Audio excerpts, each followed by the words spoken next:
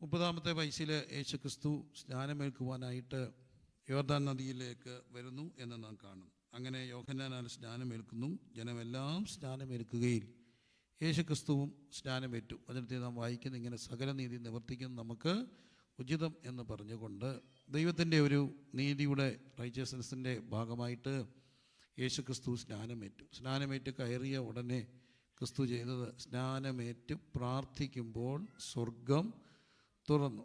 സ്നാനമേറ്റ് പ്രാർത്ഥിക്കുമ്പോൾ സ്വർഗം തുറന്നു. ഒരു ശബ്ദമുണ്ടായി, ഇവൻ എൻ്റെ പ്രിയപുത്രൻ, ഇവന് നിന്നിൽ ഞാൻ പ്രസാദിച്ചിരിക്കുന്നു എന്ന് സ്വർഗത്തിൽ നിന്നൊരു ശബ്ദമുണ്ടായി. അപ്പോൾ ഇവിടെ യേശുക്രിസ്തു സ്നാനമേൽക്കുകയാണ്. സ്നാനമേറ്റ് കയറിയ 30 വയസ്സുള്ള ഒരു ചെറുപ്പക്കാരൻ സ്നാനമേറ്റ് കയറിയ ഉടനെ എന്ത് ചെയ്തു?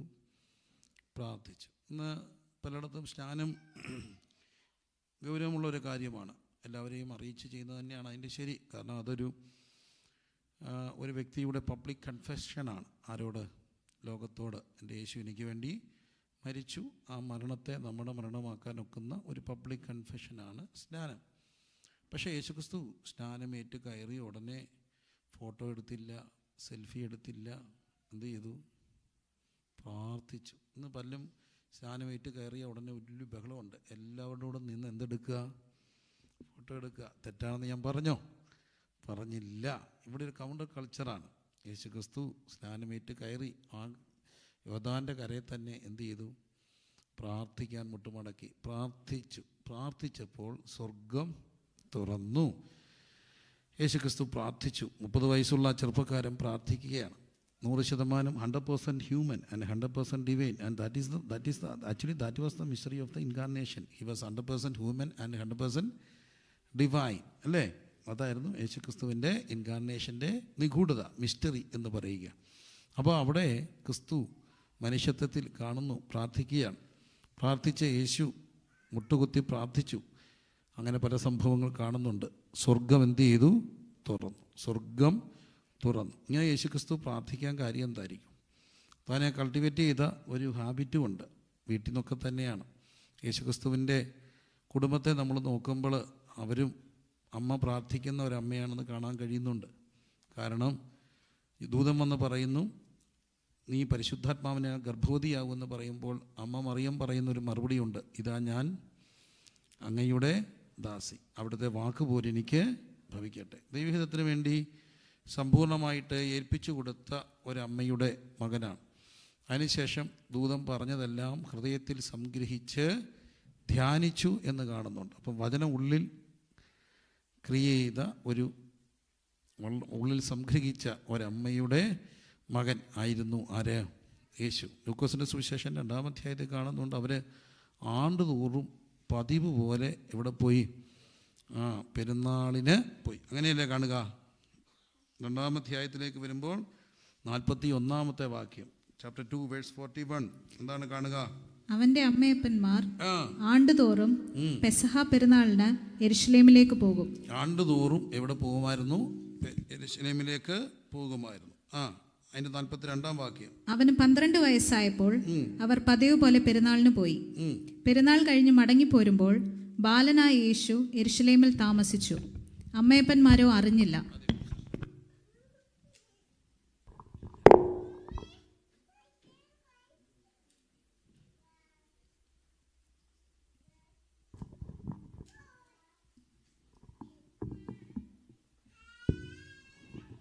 അപ്പോൾ നമ്മൾ കാണുന്നു. ഹലോ, ഓക്കെയാണ്, ശരി. അപ്പോൾ എൻ്റെ കുഴപ്പമല്ലായിരുന്നു, മൈക്കിൻ്റെ കുഴപ്പമായിരുന്നു. ഞാൻ ആക്ച്വലി ചിലപ്പോൾ ഈ തുടങ്ങുമ്പോൾ ഒരു സ്റ്റാർട്ടിങ് ട്രബിളുണ്ട്, ഒരു വിറയിൽ ഒരു വെപ്രാളം. അത് ഇപ്പോഴും ഉണ്ട്. ഇച്ചിരി കഴിയുമ്പോൾ അതങ്ങ് മാറും. വേറെ സ്റ്റാർട്ടിങ് ട്രബിളുണ്ടോ? ഇല്ലെങ്കിൽ ഞാൻ എല്ലാവർക്കും 5 മിനിറ്റ് തരാം. സ്റ്റാർട്ടിങ് ട്രബിൾ ആർക്കെങ്കിലുമൊക്കെ ഉണ്ടോ?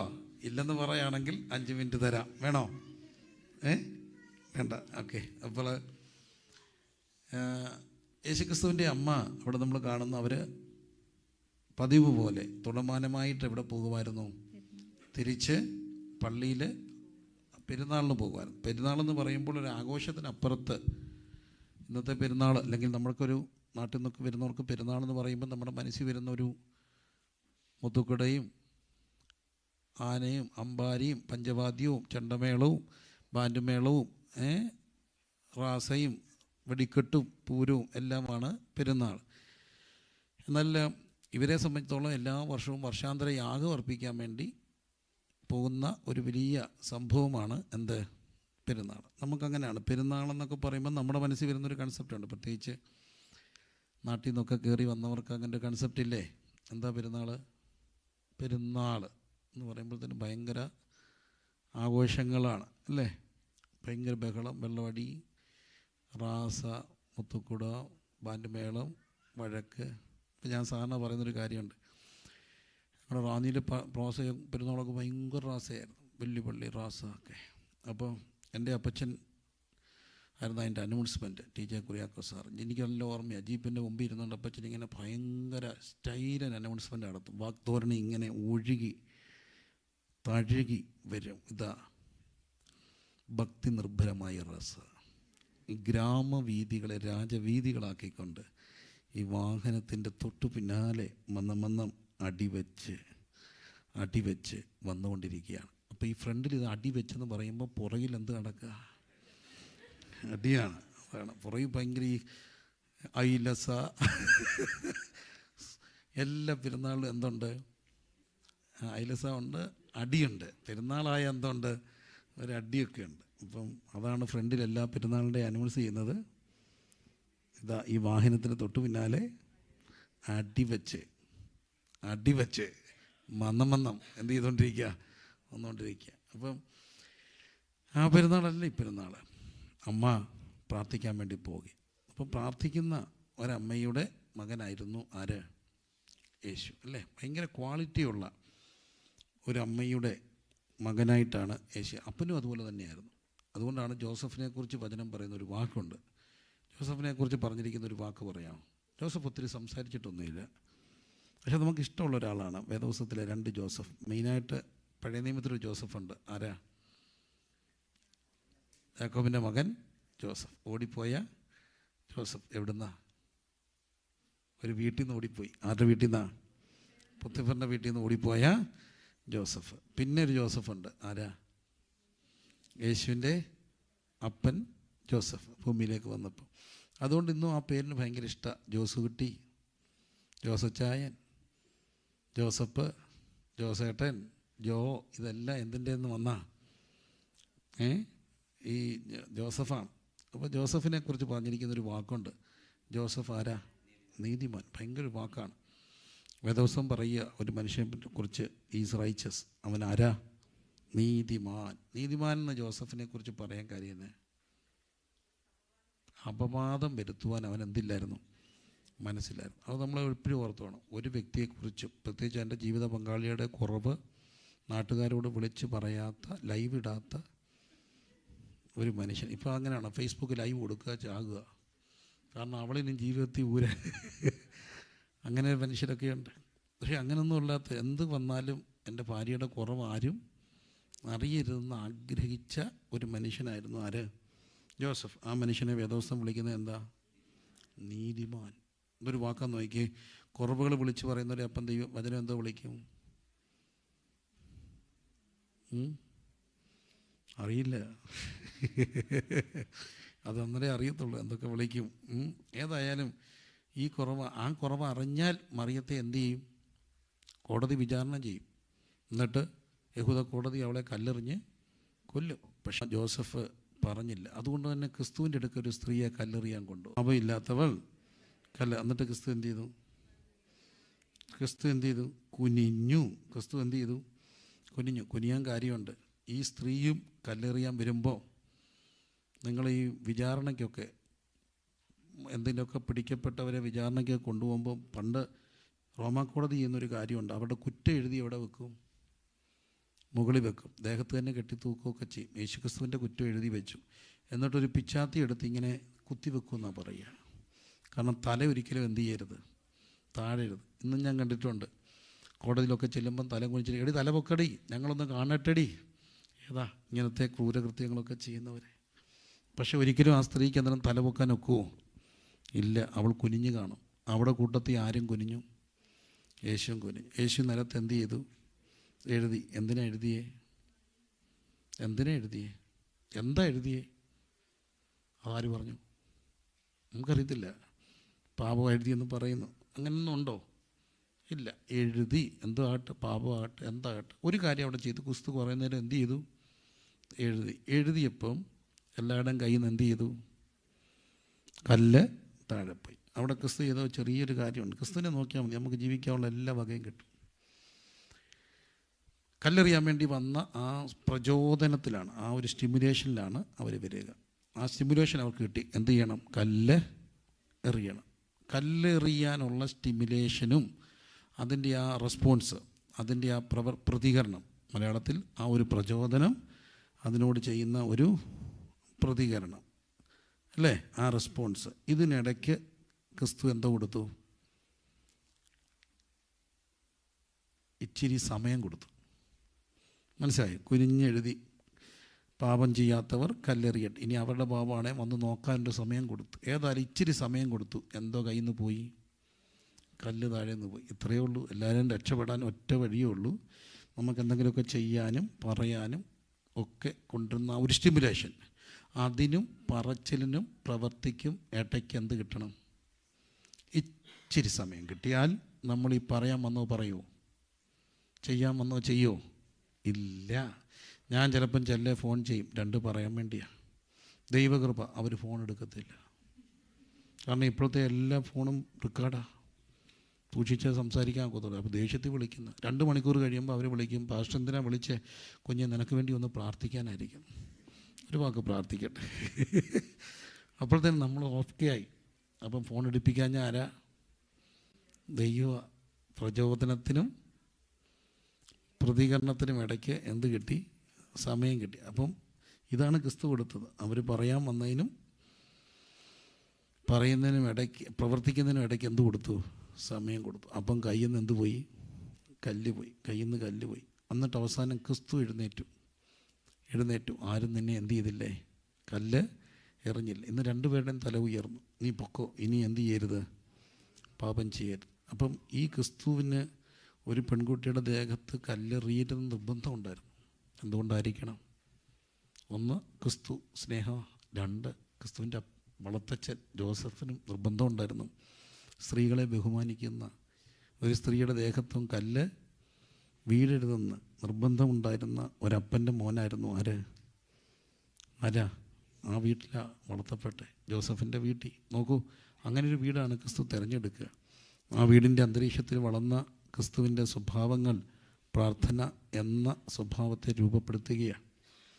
30-ാമത്തെ വയസ്സിൽ സ്നാനമേറ്റു കയറിയ ഉടനെ ക്രിസ്തു ചെയ്തത് എന്ത് ചെയ്തു?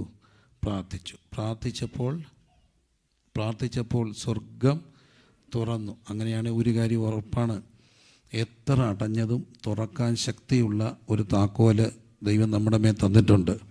അത് പ്രാർത്ഥന എന്ന താക്കോലാണ്. പ്രാർത്ഥിക്കാമോ? തുറക്കും. സ്വർഗം തുറക്കും. രാജ്യത്തിൻ്റെ വാതിൽ തുറക്കും. പൂട്ടിയിട്ട് തുറക്കും. അടഞ്ഞ വാതിലുകൾ തുറക്കും. എന്തിനും തുറക്കാൻ ശക്തിയുള്ള ഒരു താക്കോല് ദൈവം നമ്മുടെ കയ്യിൽ തന്നിട്ടുണ്ട്.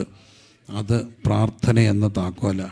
കരങ്ങൾ ഉയർത്തി ദൈവത്തെ ഒന്ന് സ്തുതിച്ചുകൊണ്ട് എന്നാൽ നമുക്ക് കുറച്ചു നേരം പ്രാർത്ഥിക്കണം. അപ്പം പ്രാർത്ഥിക്കാമോ? എന്ത് ചെയ്യും? തുറക്കും. വിദ്യാഭ്യാസ ഭാവി തുറക്കും. ജീവിതത്തിൻ്റെ ഭാവി തുറക്കും. രാജ്യങ്ങളുടെ വാതിലുകൾ തുറക്കും. സഭയുടെ ആ അവസ്ഥകൾക്ക് വ്യത്യാസം വരും. അടഞ്ഞ വാതിലുകൾ തുറക്കും. ഒറ്റ കാര്യം ചെയ്താൽ മതി. എന്ത് ചെയ്താൽ മതി? പ്രാർത്ഥിച്ചാൽ മതി. പ്രാർത്ഥിക്കണം. എങ്ങനെ പ്രാർത്ഥിക്കണം? ആത്മാവിൽ പ്രാർത്ഥിക്കണം. ദൈവത്തിൻ്റെ നിയോഗങ്ങളിൽ പ്രാർത്ഥിക്കണം. ക്രിസ്തു പ്രാർത്ഥിച്ചു, സ്വർഗം തുറന്നു. അപ്പം തന്നെ ഉത്തരവും വന്നു, ഇവൻ എൻ്റെ പ്രിയപുത്രൻ, ഇവന് ഞാൻ പ്രസാദിച്ചിരിക്കുന്നു. അപ്പോൾ എപ്പോഴും ഓർത്തോണം, പ്രാർത്ഥിക്കുന്ന വ്യക്തിയിൽ സ്വർഗം എന്തു ചെയ്യും? പ്രസാദിക്കും. ക്രിസ്തു നമ്മളെ പഠിപ്പിക്കുകയാണ്. പ്രാർത്ഥിച്ചു. വീണ്ടും മുമ്പോട്ട് പോകുമ്പോൾ ക്രിസ്തു പ്രാർത്ഥിച്ചത് നാം കാണുന്നുണ്ട്. വീണ്ടും മുമ്പോട്ട് പോകുമ്പോൾ നാം കാണുകയാണ്, 3-ാം അധ്യായത്തിൽ പ്രാർത്ഥിച്ചു എന്ന് കാണുന്നു. ഇനി 5-ാം അധ്യായത്തിൻ്റെ 16-ാമത്തെ വാക്യത്തിൽ കാണുന്നു, അവനോ നിർജ്ജനദേശത്തേക്ക്, but he would withdraw to desolate places and pray. അവനോ നിർജ്ജനദേശത്തേക്ക് ഒരു സോളിറ്റ്യൂഡിലേക്ക് വാങ്ങിപ്പോയി എന്ത് ചെയ്തു? പ്രാർത്ഥിച്ചു. അപ്പോൾ എല്ലാ തിരക്കുകളുടെ ഇടയിൽ നിന്നും ക്രിസ്തു വാങ്ങിപ്പോയി എന്ത് ചെയ്തു? പ്രാർത്ഥിച്ചു. നമ്മളോടും കർത്താവ് ആവശ്യപ്പെടുന്നൊരു കാര്യമുണ്ട്. ഇടയ്ക്കിടയ്ക്ക് തിരക്കിനകത്തുനിന്ന് ഒന്ന് വാങ്ങിപ്പോകണം. എന്നിട്ട് എന്ത് ചെയ്യണം? പ്രാർത്ഥിക്കണം. ചെറിയൊരു പിൻവാങ്ങൽ, 1 മിനിറ്റെങ്കിലും മാറിപ്പോയി പ്രാർത്ഥിക്കാൻ എല്ലാ തിരക്കിലും സമയം കണ്ടെത്തണം. അങ്ങനെ കണ്ടിന്യൂസ് ആയിട്ട് പ്രാർത്ഥിക്കാൻ ഒത്തില്ലെങ്കിൽ കുഞ്ഞുങ്ങളോടൊക്കെ ഞാൻ പറയട്ടെ, 1 മിനിറ്റ്. നിങ്ങൾക്കറിയാം, നേഴ്സസൊക്കെ ജോലി ചെയ്യുമ്പം നൈറ്റിൽ ഇടയ്ക്കിടയ്ക്ക് അല്ലെങ്കിൽ അരമണിക്കൂറോ 3/4 മണിക്കൂറൊക്കെ എന്തുണ്ട്? ബ്രേക്കുണ്ട്. അതുപോലെ 1 മിനിറ്റോ 2 മിനിറ്റോ ഒക്കെ ഒന്ന് ബ്രേക്ക് എടുത്തിട്ട് ഒന്ന് മാറി 1 മിനിറ്റ് ദൈവത്തോട് എന്ത് ചെയ്യണം? പ്രാർത്ഥിക്കണം. ക്രിസ്തു പ്രാർത്ഥിച്ചു. നിർജ്ജന ദേശത്തേക്ക് വാങ്ങിപ്പോയി എന്ത് ചെയ്തു? പ്രാർത്ഥിച്ചു. പക്ഷേ യേശു ക്രിസ്തു പ്രാർത്ഥിക്കുന്നതിന് മുമ്പ് ഓരോ സംഭവങ്ങൾ കാണുന്നുണ്ട്. 5-ാം അധ്യായത്തിൻ്റെ 12-ാമത്തെ വാക്യത്തിൽ 5:12 കുഷ്ഠം നിറഞ്ഞൊരു മനുഷ്യൻ യേശുവിനെ കണ്ടെന്ത് ചെയ്തു? കവിണ് വീണു. യേശു ക്രിസ്തുവിൻ്റെ അടുക്ക് വന്ന് കവിണ് വീണു. അവൻ പറയുന്നുണ്ട്, കർത്താവേ, നിനക്ക് മനസ്സുണ്ടെങ്കിൽ എന്നെ ശുദ്ധമാക്കുക. അത് ഇച്ചിരി ഒന്ന് അല്ലാതൊന്ന് പറഞ്ഞു നോക്കിയേ. ആ മലയാള പദം, നിനക്ക് മനസ്സുണ്ടെങ്കിൽ ഒന്ന് എന്ത് ചെയ്യേ? പ്രാർത്ഥിക്കുക. നമ്മളൊരാൾ വന്ന് പറയുക, ഒന്ന് മനസ്സുണ്ടെ പ്രാർത്ഥിക്കുക, ഉപദേശി എന്ന് പറഞ്ഞാൽ നമുക്ക് എന്തോ ഫീലിംഗ് തോന്നും. ഇവനൊന്നിൽ എന്തായിരിക്കാം. പക്ഷേ അതൊരു ലാസ്റ്റ് വേർഡാണ്. ഈ പിള്ളേരുടെ പുറകേ നടക്കും അമ്മമാർ. പഠിക്ക്. ഇവിടുത്തെ മക്കളോടൊക്കെ അങ്ങനെ കമ്പൽ ചെയ്യാൻ ഒക്കുമോ? എന്നാലും പറയല്ലേ, വാ കൊണ്ട് പറയാമെന്നല്ല, എന്ത് ചെയ്യും? പറയും. അവസാനം ഞങ്ങളുടെ നാട്ടിലെ അമ്മമാരൊക്കെ പറയുന്നുണ്ട്, എടി നിനക്ക് വേണേ എന്ത് ചെയ്യും? പഠിച്ചില്ലേലും എൻ്റെ കെട്ടിയോന് എടീ പെൻഷൻ കിട്ടുമടി, ചാകുന്നിടം വരെ ഞങ്ങൾക്ക് ജീവിക്കാനുള്ളത് ഉണ്ട്, ഞങ്ങൾക്ക് വേണ്ടി നീ ഒന്നും എന്ത് ചെയ്യണ്ട, പഠിക്കണ്ട. ലാസ്റ്റ് വാക്കാ അല്ലേ? നമുക്ക് വേണ്ടി എനിക്ക് നിങ്ങളുടെ ഒന്നും വേണ്ടതാണ്, പക്ഷേ നീ വേണേ എന്ത് ചെയ്യണം? പഠിക്കണം. ഒരു പൊട്ടിത്തെറിച്ച് പറയുന്നൊരു വാക്കാണ്. പക്ഷേ ഇവിടെ കർത്താവ് ഉടനെ ആ മനുഷ്യനെ എന്ത് ചെയ്തു? തൊട്ടു. കർത്താവ് എന്ത് ചെയ്തു? എനിക്ക് ഭയങ്കര ഇഷ്ടമാണ് ക്രിസ്തുവിനെ, പല കാരണങ്ങൾ കൊണ്ട്. ഓരോ ദിവസവും കർത്താവുമായിട്ട് അങ്ങ് ഭയങ്കര ഇഷ്ടം തോന്നുക. കർത്താവ് തൊട്ടു. കർത്താവ് തൊട്ട എന്തിനാണെന്നറിയാമോ? മനുഷ്യരല്ല ഈ പുറം കണ്ട് മാർക്കിടും. പക്ഷെ ക്രിസ്തു അവനെ തൊടാൻ കാര്യം എന്താ? കുഷ്ഠരോഗിയുടെ ഏറ്റവും വലിയൊരു ആഗ്രഹമുണ്ട്. കുഷ്ഠരോഗി ആരും എന്ത് ചെയ്യത്തില്ല, തൊടത്തില്ല. ഈ മനുഷ്യരെല്ലാം ഭയങ്കര ബയാസ്ഡാകും. ആളെ കണ്ട ആണോ ബയാസ്ഡാകുമോ? ഞാൻ ഈ അടുത്തിടയ്ക്ക് ഒരു വീട്ടിൽ ചെന്നു. അവിടെ കയറി ചെന്നപ്പോൾ അവിടെ ഒരു പയ്യനിരിക്കുന്നു. അവനിങ്ങനെ അവിടെ എന്നെ നോക്കിയിരിക്കുക. ഞാൻ അങ്ങോട്ട് കയറി, ഇവനെ മൈൻഡ് ചെയ്തില്ല. എനിക്ക് കൊണ്ടുപോകും, ഞാൻ പ്രിൻസിപ്പാസ്റ്റേ, അവൻ മൈൻഡ് ചെയ്തില്ല. 10-18 വയസ്സുള്ള ചെറുക്കനായിരിക്കും. അവൻ്റെ മൈൻഡ് ചെയ്തില്ല. എനിക്ക് അവനോട് സങ്കടം തോന്നി, ദേഷ്യം തോന്നി. അവിടെ ഇരുന്നവരെല്ലാം എന്നെ നോക്കുന്നു, വർത്തമാനം പറയുന്നു, ഇവൻ മാത്രം ഇരിക്കുക. എനിക്ക് അവനോട് ഭയങ്കര ദേഷ്യം തോന്നി.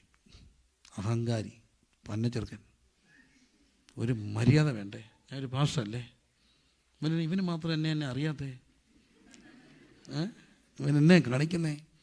എനിക്ക് ഭയങ്കര സങ്കടം തോന്നി. ഞാൻ അവനെ ഉള്ളുകൊണ്ട് ഇഷ്ടപ്പെട്ടില്ല. എന്തൊക്കെയോ ഉള്ളിൽ എനിക്ക് അവനോട് നീരസം തോന്നി.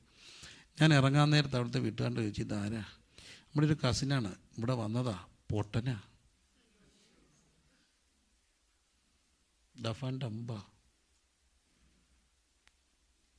ഞാൻ ദൈവത്തോട് ഏറ്റു പറഞ്ഞു, അവനെയാ ഞാൻ മനസ്സുകൊണ്ട് വെറുതെ. മനുഷ്യരെല്ലാം ഈ പുറമേ കാണും, എന്നിട്ട് ഉടനെ അങ്ങ് മാർക്കിടും. കോവിൻ്റെ സമയത്താണ് ഒരു വലിയ കല്യാണം ഞങ്ങളുടെ ചർച്ച നടക്കുക. അപ്പം എന്നോടൊന്ന് പറഞ്ഞു, കല്യാണത്തിൻ്റെ ക്രമീകരണങ്ങളെല്ലാം പ്രിൻസിപ്പാൾ ചെയ്യണോ? സത്യമാണോ? ഏൽപ്പിച്ചു. എൻ്റെ ഇഷ്ടത്തിൽ ചെയ്യാം, ഒരു കുറവും വരല്ല, ഡീസൻ്റ് ആയിരിക്കണം, പൈസ ഒന്നും വിഷയമല്ല, പക്ഷെ മാന്യമായിട്ട് ചെയ്യണം. അപ്പം നമ്മുടെ ഇവിടെ നടത്താൻ കാര്യം ഈ എണ്ണം പ്രശ്നമായതുകൊണ്ട്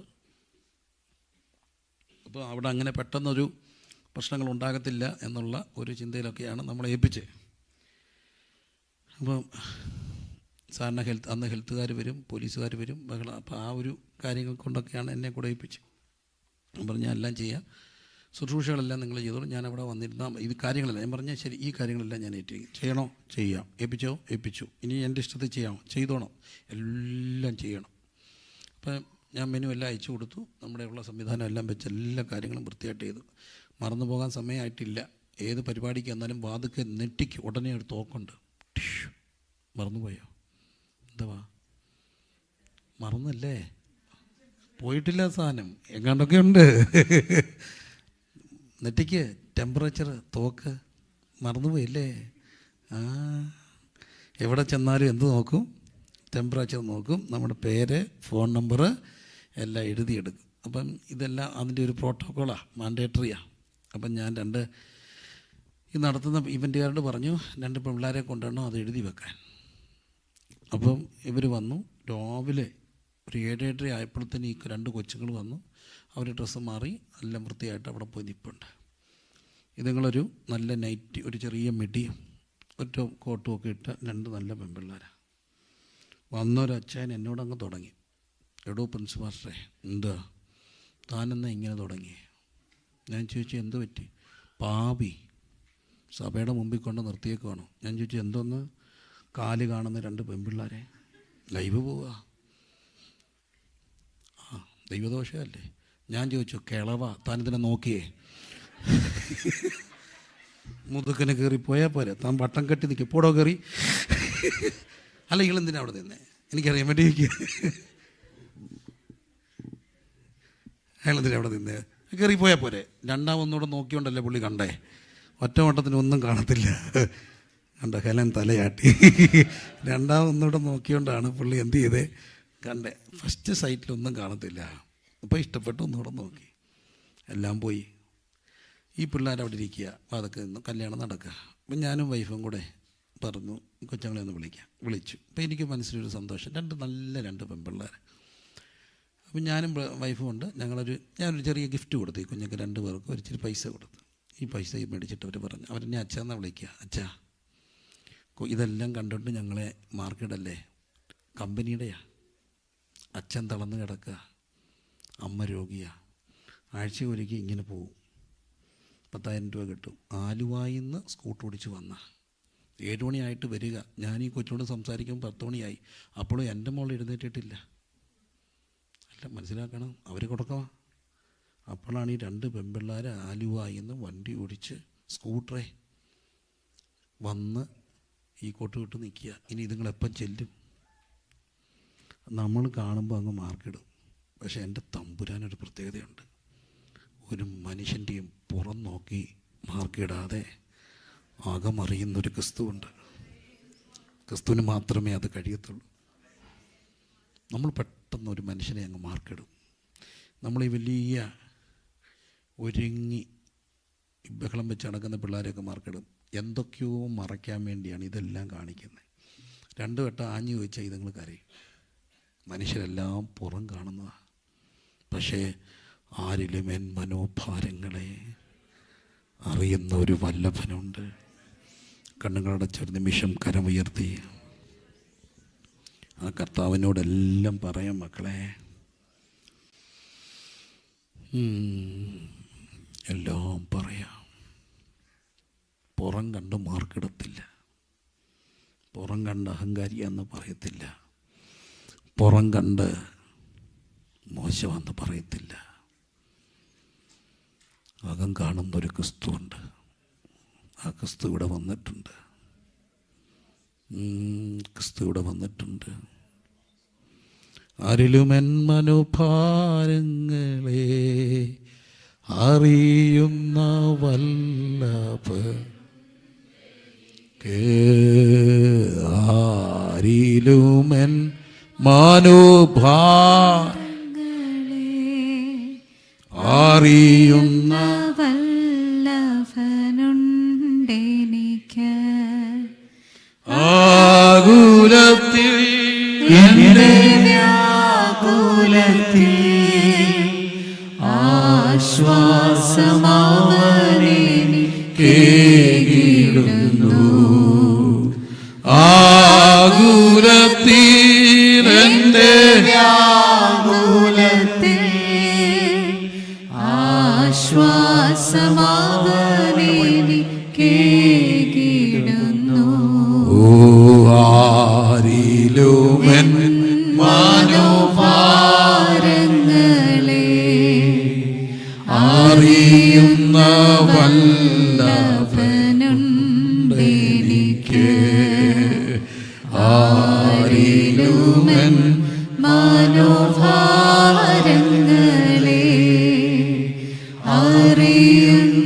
വല്ലഭനുണ്ടെനിക്ക്. ഒരു നിമിഷം കരങ്ങൾ ഉയർത്തി കർത്താവിടൊന്ന് പ്രാർത്ഥിച്ച്. ഞാൻ പെട്ടെന്ന് ബയാസ്ഡ് ആകുന്നുണ്ടോ? ക്രിസ്തു ശിഷ്യർ ബയാസ്ഡ് ആകല്ലേ. ഒരു മനുഷ്യനെയും പെട്ടെന്ന് വിധിക്കരുത്. ഒരു മനുഷ്യനെയും പെട്ടെന്ന് വിധിക്കരുത്. എല്ലാവരുടെയും അകത്ത് പുറം കാണാത്തൊരകമുണ്ട്, മനുഷ്യൻ കാണാത്തൊരു മുഖമുണ്ട്. മനുഷ്യൻ കാണാത്തൊരു മുഖമുണ്ട്. അത് കാണുന്ന, അറിയുന്ന ക്രിസ്തു അവനെ തൊട്ടത് അവൻ്റെ പുറത്തല്ല, അവൻ്റെ അകത്തെയാണ്. അവൻ്റെ അകത്തെയാ കർത്താവ് തൊടുന്നേ. ഈ രാത്രി ആ കർത്താവ് ഇവിടെ വന്നിട്ടുണ്ട്. ഇന്നലെ രാത്രി ഞങ്ങൾ അനുഭവിച്ചൊരു ദൈവ സാന്നിധ്യമുണ്ട്. ഈ രാത്രിയിലും അകമറിയുന്ന ഒരു കർത്താവ്.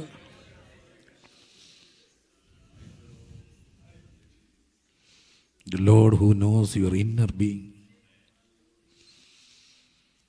എല്ലാം പറയാനൊക്കുന്ന ഒരു ക്രിസ്തു. അരിലുമെൻപനുഭാരങ്ങളെ അറിയുന്ന വല്ലഭനുണ്ടെനിക്ക്. ആരിലുമെൻ മനോഭാരങ്ങളെ അറിയുന്ന വല്ലഭനുണ്ടെനിക്ക്. ആകുലത്തി എൻ്റെ വ്യാകുലത്തി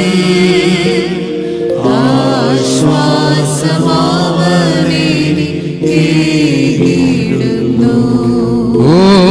ആകുലത്തി എൻ്റെ വ്യാകുലത്തി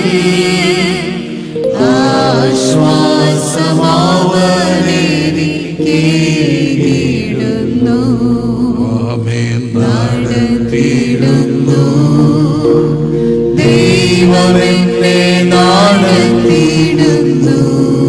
ആമേൻ. നാൾതോറും തൻ കൃപയാൽ എന്നെ നടത്തിയിടുന്നു. ആമേൻ. നാൾതോറും തൻ കൃപയാൽ എന്നെ നടത്തിയിടുന്നു. 6-ാം അധ്യായം 12-ാമത്തെ വാക്യം. 6-ാം അധ്യായത്തിൻ്റെ 12-ാമത്തെ വാക്യം.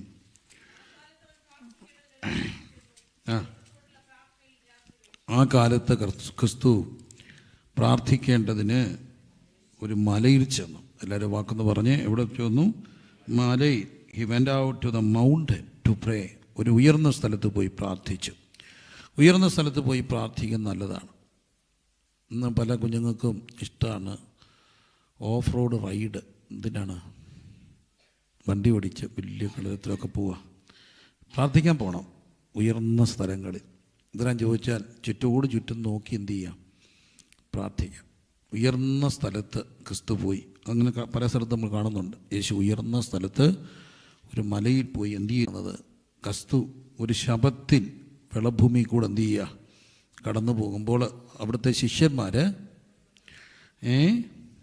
കതിര് പറിച്ച് കൈകൊണ്ട് തിരുമ്മി തിന്നു. ഈ കൈകൊണ്ട് കതിര് പറിച്ച് തിരുമ്മി തിന്നുമ്പോൾ ഉള്ള പ്രശ്നമുണ്ട്. ശബത്ത് ലംഘിക്കുക. അന്ന് സാബത്ത് ഭക്ഷണം കഴിക്കാനൊക്കത്തില്ല. ആ ലോയ അവർ തെറ്റിക്കുക. അപ്പോൾ അത് കണ്ട പരീശരിങ്ങനെ എന്തോ ഉണ്ടെന്ന് നോക്കി നടക്കും. അങ്ങനെ ഒരു കൂട്ടരുണ്ട്. അവരുടെ പേരെന്താ? പരീശര്. എന്തോ ഉണ്ടെന്ന് നോക്കുന്നവരുണ്ട്. അതിന്നും ഉണ്ട്, എക്കാലമുണ്ട്. ചെറിയ തെറ്റുകൾ പോലും ശ്രദ്ധിക്കപ്പെടാൻ വേണ്ടി ഇരിക്കുന്നവർ. അവർ പറഞ്ഞു, നിൻ്റെ ശിഷ്യന്മാരെന്താ ഇങ്ങനെ ചെയ്യുക? അപ്പം ക്രിസ്തു പറഞ്ഞൊരു വാക്കുണ്ട്. ദാവീദ്, നമ്മുടെ വല്യപ്പച്ചൻ, പുരോഹിതന്മാർക്ക് മാത്രം കഴിക്കാൻ അവകാശമുള്ള കാഴ്ചയപ്പം, അതായത് അതിന് പ്രത്യേകമായ ഫുഡാണ്, അതെടുത്ത് കഴിക്കുകയും കൂടെയുള്ളവർക്ക് കൊടുക്കുകയും ചെയ്തല്ലോ. അത്രയും വലിയ തെറ്റൊന്നും എൻ്റെ ശിഷ്യര് ചെയ്തില്ല. ഇച്ചിരി കതിര് തിരുമ്മി തിന്നതല്ലേ ഉള്ളൂ. ഈ നെൽക്കതിര് പറിച്ച് കഴിച്ചാൽ അവിടെ വിശപ്പടങ്ങില്ല. പിന്നെ അവരെന്തിനാ അത് ചെയ്തേ? ഒരു രസത്തിന് ചെയ്തായിരിക്കാം, വിശപ്പ് കൊണ്ടായിരിക്കാം. അങ്ങ് ചെയ്തു.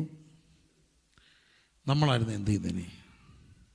ഞാനായിരുന്നു ചെയ്തേനെ, ചോദിച്ചേനെ. എൻ്റെ ശിഷ്യരെ, പത്രോസേ, തോമാസേ, നിറഞ്ഞോ? സമാധാനം ആയല്ലോ? ഇപ്പം നിറഞ്ഞില്ലേ? കിട്ടിക്കോ, എല്ലാവർക്കും കൂടെ മേടിക്കോ. ശബത്ത് ലംഘിച്ച കല്ലറ. അങ്ങനെ എങ്ങാനും ക്രിസ്തു പറഞ്ഞായിരുന്നെങ്കിൽ എന്തു പറ്റിയേനെ? അവിടെ നിന്നവരെല്ലാം കൂടി ആരെ എറിഞ്ഞേനെ? ശിഷ്യരെ എറിഞ്ഞേനെ. ശബത്ത് ലംഘിച്ചതാ. ഈ ക്രിസ്തുവിൻ്റെ ഒരു പ്രത്യേകതയുണ്ട്, കൂട്ടത്തിൽ കൂടി എറിയത്തില്ല. നമുക്ക് ഈ കൂട്ടത്തിൽ പറയാൻ ഇഷ്ടമാണ്. ഒരു ഗുരുവിനെ എല്ലാവരും കൂടെ കല്ലെറിയുക. അപ്പം കല്ലെറിയാൻ ആഹ്വാനം കൊടുത്ത ഗുണ്ട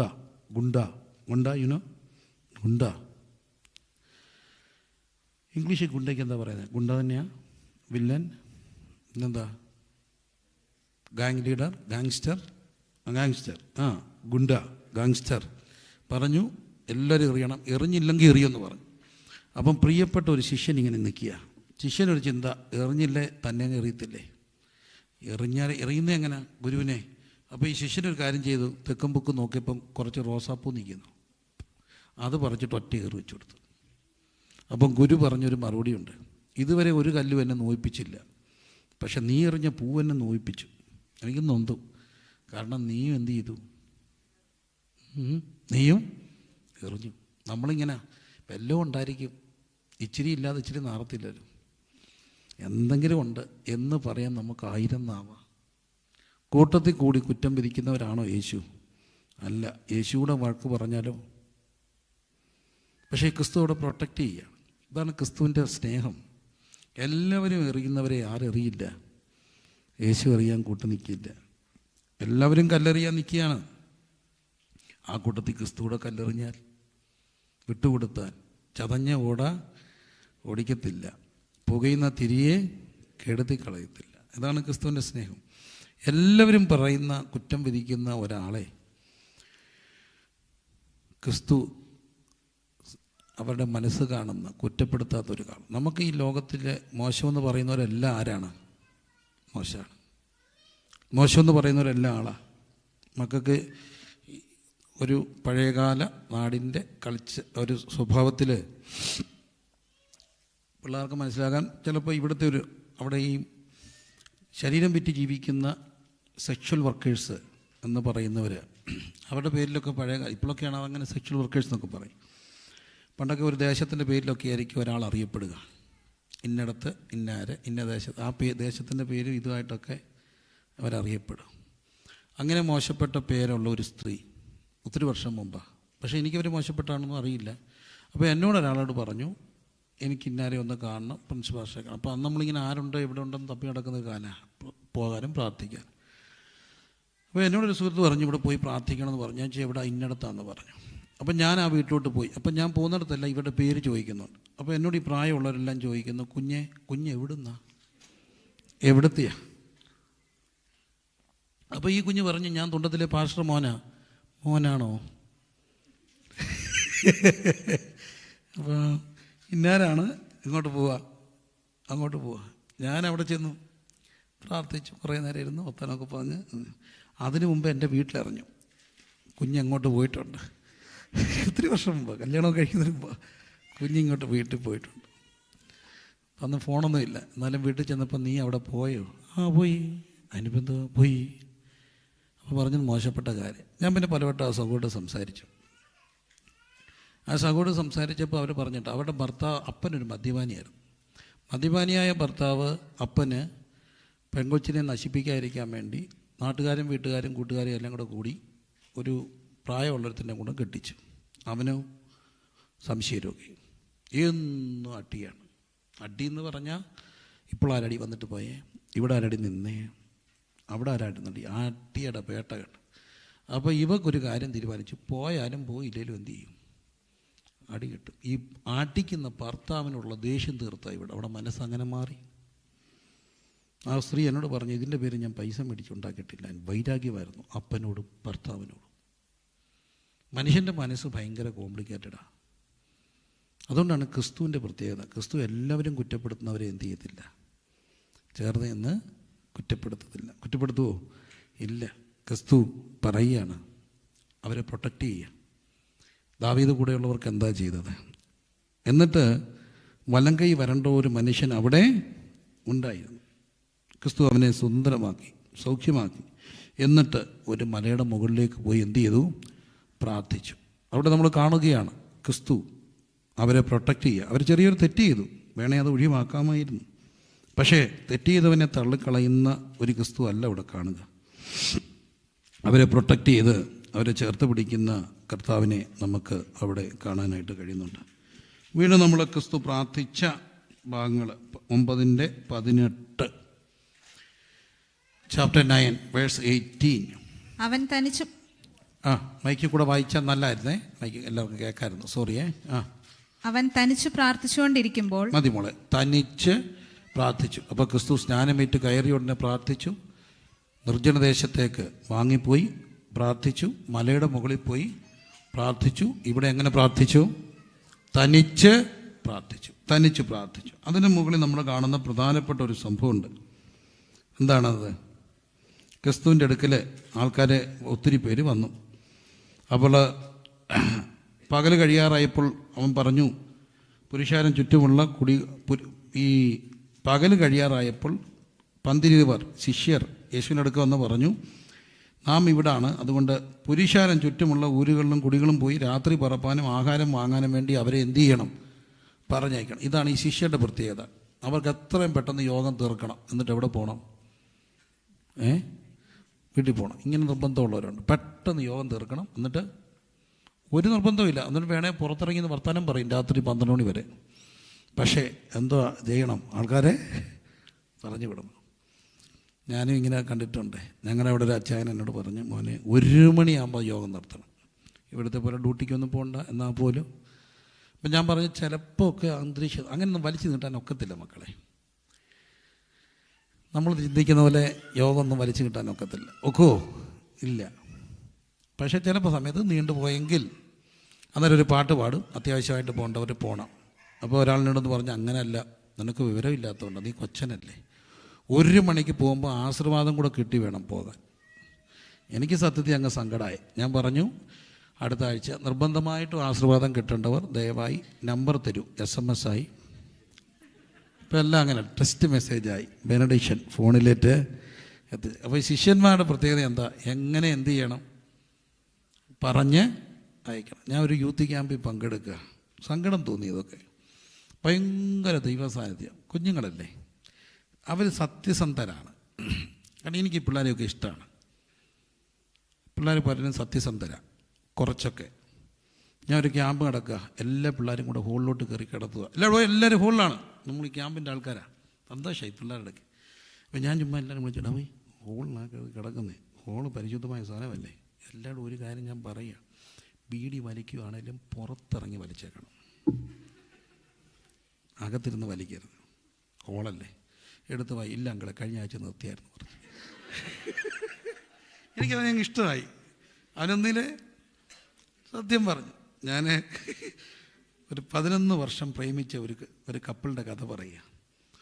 മക്കളെ, 1, 2 അല്ല, 5 അല്ല, 8 അല്ല, നിങ്ങളുടെ കൂട്ടൊന്നും അല്ല, 11 വർഷം. നമ്മളൊരു സംഭവം പറയുമ്പോൾ ഇങ്ങനെ പൊലിപ്പിച്ച് ഒക്കെ പറയണ്ടേ. അപ്പോൾ ഫ്രണ്ട് ഇതുപോലെ പെമ്പിള്ളേരിയ്ക്കുക, മക്കളെ നിങ്ങളാരും 11 വർഷമായില്ലോ, ഒരു കൊച്ചണം ഇല്ലെങ്കിലേ 6 മാസമായുള്ളൂ. എനിക്ക് അവർ സത്യം പറയും. ആര്? മക്കൾ പിള്ള മനസ്സിൽ. ഞാനൊരു അമേരിക്കയിൽ കൊച്ചു, അതെനിക്ക് ഈ പിള്ളേരോട് ഭയങ്കര ഇഷ്ടമാണ്. അമേരിക്കയിൽ വെച്ചോണ്ട് ചോദിച്ചു, how was my message? Uncle, truly speaking it was too boring. Truly speaking it was too boring. എനിക്ക് അവനെനിക്ക് ഇഷ്ടമായി. നമ്മളന്നേ പറഞ്ഞതിന് ഒന്നും കേട്ടില്ല. എന്തോ ഒരു അനുഗ്രഹമായിരുന്നു. നല്ല ഉറക്കമായിരുന്നു. നല്ല ഉറക്കത്തിൽ നമ്മൾ പറയും എന്തോ ഒരു അനുഗ്രഹമായിരുന്നു. ഉറക്കത്തിൽ നിന്ന് എഴുന്നേറ്റ് ഒരു സ്വത്രം പറയുന്നത് കണ്ടിട്ടില്ലേ? അപ്പം അതാണ് മക്കൾ സത്യസന്ധരാ. അപ്പോൾ ഈ പിള്ളേരെല്ലാം കൂടി ഇങ്ങനെ പ്രാർത്ഥിക്കാൻ നിൽക്കുക. ഞാൻ അവരെല്ലാം ചേർത്ത് പിടിച്ച് പ്രാർത്ഥിക്കുക. ആ ക്യാമ്പിൻ്റെ മെയിൻ സംഘാടകനായിട്ടുള്ള ഒരാൾ എൻ്റെ പോക്കറ്റിൽ കൊണ്ടൊരു കവർ ഇട്ടിട്ട് പറഞ്ഞു, എപ്പോഴെങ്കിലും പ്രാർത്ഥിച്ചിട്ട് പോക്കൂ, ഞാൻ പോകാമെന്ന് പറഞ്ഞു. എൻ്റെ വണ്ടിക്കൂലിക്ക് പൈസ ഉണ്ടായിരുന്നെങ്കിൽ അന്നേരം എൻ്റെ ഡീസൽ അടിക്കാൻ പൈസ ഇല്ലായിരുന്നു, ഉണ്ടായിരുന്നു, ഞാൻ അത് മേടിക്കത്തില്ല. അതാണ് അവർക്ക് പോകണം, ഞങ്ങൾ പോവാം. പ്രാവശ്യം പ്രാർത്ഥിച്ചിട്ട് തീർത്തിട്ട് എന്ത് ചെയ്തു? പോയിക്കോ. This attitude. ശിഷ്യർ പറയുക എന്ത് ചെയ്യണം? പറഞ്ഞു വിട്ടേക്കണം. ഇന്നും ഇത് തന്നെയൊക്കെയാണ്, വലിയ വ്യത്യാസമൊന്നും വന്നിട്ടില്ല. എത്രയും പെട്ടെന്ന് എന്ത് ചെയ്യണം? പറഞ്ഞു വിടണം. ക്രിസ്തുവിനെ ടെസ്റ്റ് ചെയ്ത് അവർ വന്ന് പറഞ്ഞു വിടണമെന്ന് പറഞ്ഞു. അപ്പം കർത്താവ് എന്താ പറഞ്ഞേ? അവൻ അവരോട്, നിങ്ങൾ പോകാൻ പറ്റട്ടെ. കർത്താവ് പറഞ്ഞു അങ്ങനെ വിടാനൊക്കത്തില്ല. നിങ്ങൾ അവർക്ക് എന്ത് ചെയ്യണം? ഭക്ഷിപ്പാൻ കൊടുപ്പിൻ. നിങ്ങൾ അവർക്ക് എന്ത് ചെയ്യണം? അങ്ങനെ പോകാൻ വരട്ടെ, നിങ്ങൾ അവർക്ക് എന്ത് ചെയ്യണം? ഭക്ഷിക്കണം. അപ്പം കർത്താവ് എന്ത് ചെയ്തു? 5 അപ്പവും 2 മീനും അല്ലാതെ. അപ്പോൾ അവർ പറഞ്ഞു 5 അപ്പവും 2. നമ്മൾ മറ്റു സുവിശേഷം കാണുന്നുണ്ടത്. ഒരു ബാലൻ്റെ പക്കൽ എന്തുണ്ട്? 5 അപ്പവും 2 മീൻ. ആ 5 അപ്പവും 2 മീനും എടുത്തിട്ട് കർത്താവ് എന്ത് ചെയ്തു?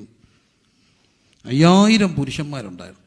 ക്രിസ്തു അത് എടുത്ത് സ്വർഗത്തേക്ക് നോക്കി എന്ത് ചെയ്തു? വാഴ്ത്തി.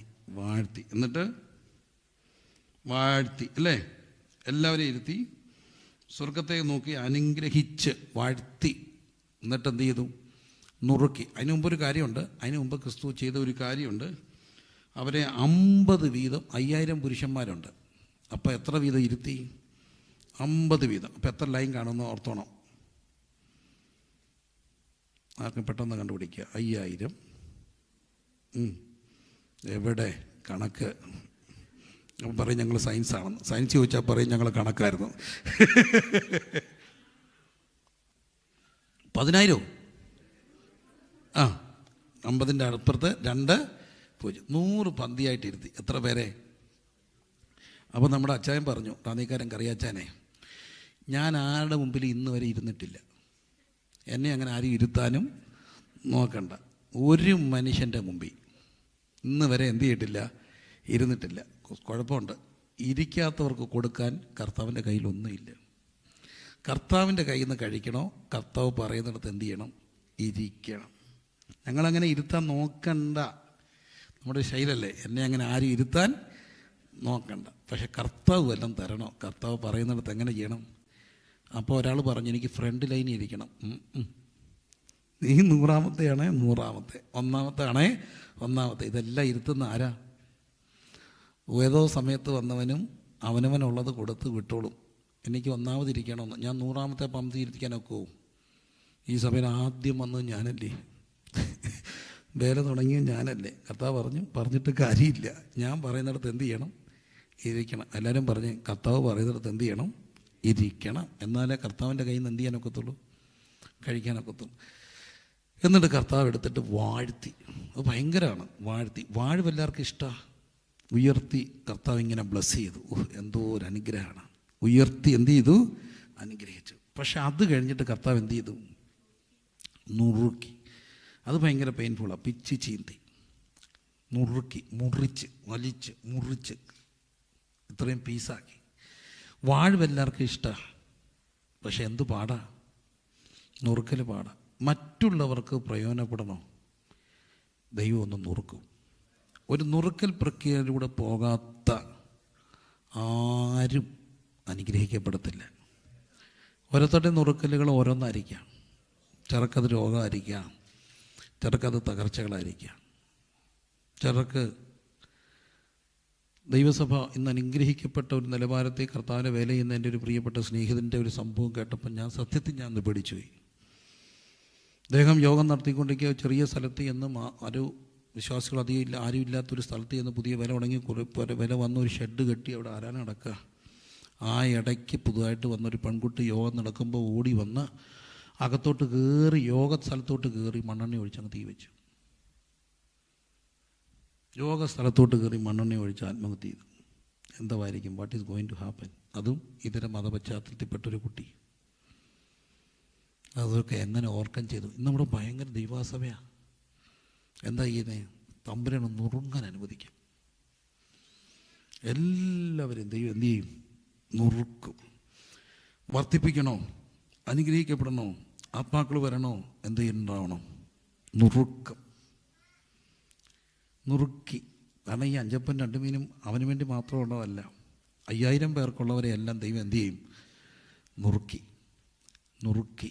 ഞാൻ ചിലപ്പോഴും പറയുന്നൊരു കാര്യമുണ്ട്. ഇപ്പം സത്യത്തിൽ പറയുമ്പം സങ്കടമൊക്കെ ഉണ്ട്. എന്നാൽ പോലും ഞാൻ ആദ്യമായിട്ട് വിദേശത്ത് പോകുന്ന ഒരു ദിവസമുണ്ട്.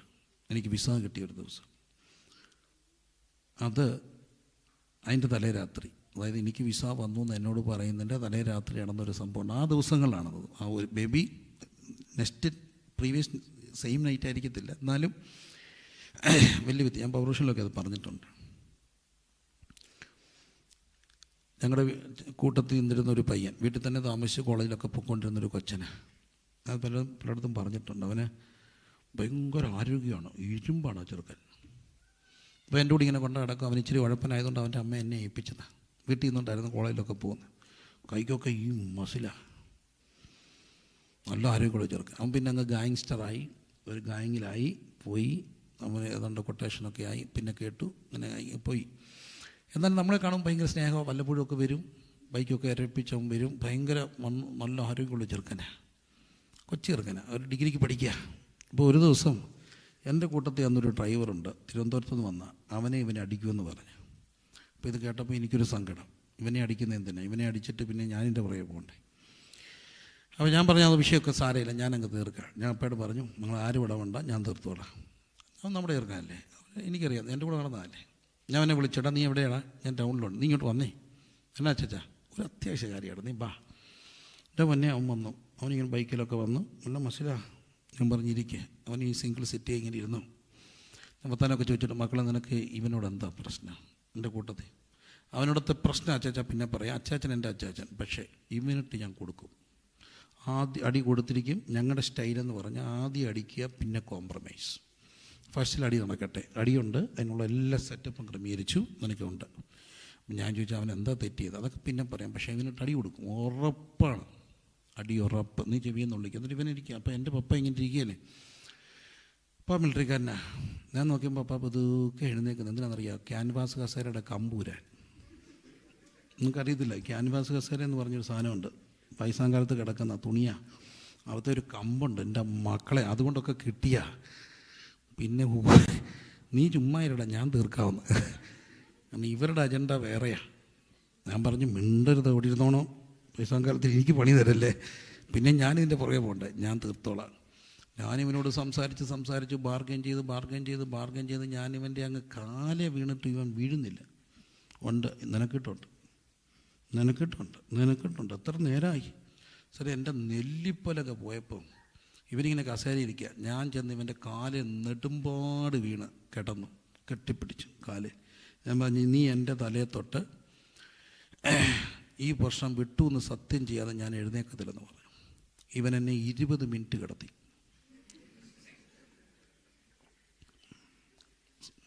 ഇവൻ പറയത്തില്ല, ഞാൻ എഴുന്നേക്കത്തുമില്ല. 1/2 മണിക്കൂർ അടുക്കാറായപ്പോൾ എൻ്റെ അമ്മയ്ക്ക് ശ്വാസം മുട്ടി. അമ്മ പറഞ്ഞിടാ ഞാൻ ചത്തുപോകും, എനിക്ക് താങ്ങാനൊക്കത്തില്ല, നീ പറ വിടുന്ന ഇടം പേർക്കാ അങ്ങ് പറയടാന്ന് അമ്മയും ബ്ലസ്സിയും കൂടെ കരഞ്ഞപ്പോൾ അവൻ പറഞ്ഞു വിട്ടിരിക്കുന്നു. ഞാൻ നേരത്തെ കല്യാണം കഴിച്ചായിരുന്നു, അത്രയും പ്രായമുള്ള ചെറുക്കാൻ കൊണ്ടേനെ, താമസിച്ച് കെട്ടിയുണ്ട്, അത്രയേ ഉള്ളവൻ. അവൻ്റെ കാലല്ല കിടക്കുക. എഴുന്നേക്ക് എൻ്റെ കൂട്ടത്തിലുള്ള ചെറിയാന്ന് പറഞ്ഞൊരു പാഷ വന്നു, അവനെ ഞാൻ കൊച്ചിലെ കൊണ്ടുവന്ന, ഇപ്പം മിടുക്കനായി. അവൻ കയറി വന്നപ്പോൾ ഞാനും എൻ്റെ കാലേ കിടക്കുക. അവൻ ആ കഥ കടച്ചിട്ട് നീ എൻ്റെ അച്ചാച്ചനെ കാലേ ചവിട്ടിയോടാ, അടിക്കടാ, എന്നെ അടിക്കടാ. അവൻ പറഞ്ഞു നിനക്കിട്ടുണ്ട്. ആർക്കട്ടാ, ഞാൻ വീണ്ടും കിടന്നടാ. ആരെ അടിക്കാതിരിക്കാൻ, അവനെ അടിക്കാതിരിക്കാൻ. നല്ല രസമാണ്. ഇതെല്ലാം കഴിഞ്ഞ് എഴുന്നേറ്റപ്പോൾ എൻ്റെ അപ്പ സീരിയസ് ആയിട്ട് എൻ്റെ അമ്മയോട് ചോദിക്കുകയാണ്, സത്യം പറയടി ഇവൻ എൻ്റെയാണോ? അതെങ്ങനെ സഹിക്കും? കാരണം അവരിന്ന് വരെ അങ്ങനെ ആടെയും കാക്ക കിടന്നിട്ടില്ല. അടുത്ത ദിവസം എനിക്ക് വിസ കിട്ടി. അന്ന് തുടങ്ങിയ വിദേശയാത്രയാണ്. ഒരു കാര്യം ഞാൻ പറയാം, മുറുക്കി അങ്ങ് തകർക്കും, തമ്പുരാൻ പിച്ച് ചീന്തും. എന്തിനാണെന്നറിയാം, എന്നാലേ വർദ്ധിക്കത്തുള്ളൂ. വാഴ് എല്ലാവർക്കും ഇഷ്ടമാണ്, പക്ഷേ അനുഗ്രഹിക്കപ്പെടുന്നതിന് മുമ്പിൽ ദൈവം അനുവദിക്കുന്ന ഒരു നുറുക്കൽ പ്രക്രിയയുണ്ട്, a process which breaks us. Breaking, ദൈവം ഒരാളെ ബ്രേക്ക് ചെയ്യുന്നത് തകർക്കാനല്ല, മൾട്ടിപ്ലൈ ചെയ്യാനാണ്. കരങ്ങൾ ഉയർത്തി സ്തുതിച്ച് എല്ലാവരെയും ദൈവം മൾട്ടിപ്ലൈ ചെയ്യാൻ വേണ്ടി അനുവദിക്കുന്നത് എല്ലാം നുറുക്കും. നുറുക്കപ്പെടാത്ത ആരും ഉപയോഗിക്കപ്പെടത്തില്ല. ഉപയോഗിക്കപ്പെടണോ? നുറുക്കപ്പെടണം. അത് പല രീതിയിലായിരിക്കാം. ചിലപ്പം മക്കളായിരിക്കാം, ചിലപ്പം ദാമ്പത്യമായിരിക്കാം, ചിലപ്പം കുടുംബമായിരിക്കാം. പക്ഷെ എല്ലാ നുറുക്കൽ പ്രക്രിയയും വർധനവിനാണ്. അവിടെ കർത്താവ് അവരെ അനുഗ്രഹിച്ച് എന്ത് ചെയ്തു? കൊടുത്തു. അല്ലേ? 9-ാം അധ്യായം. വീണ്ടും കർത്താവ് പ്രാർത്ഥിച്ച് 28-ാമത്തെ വാക്യം, അതേ സെയിം അധ്യായത്തിൻ്റെ 28, ഈ വാക്കുകളെ പറഞ്ഞിട്ട് ഏകദേശം 8 നാൾ കഴിഞ്ഞപ്പോൾ അവൻ പത്രോസിനെയും യോഹന്നാനെയും യാക്കോബിനെയും കൂട്ടിക്കൊണ്ട് പ്രാർത്ഥിപ്പാൻ മലയിൽ കയറിപ്പോയി.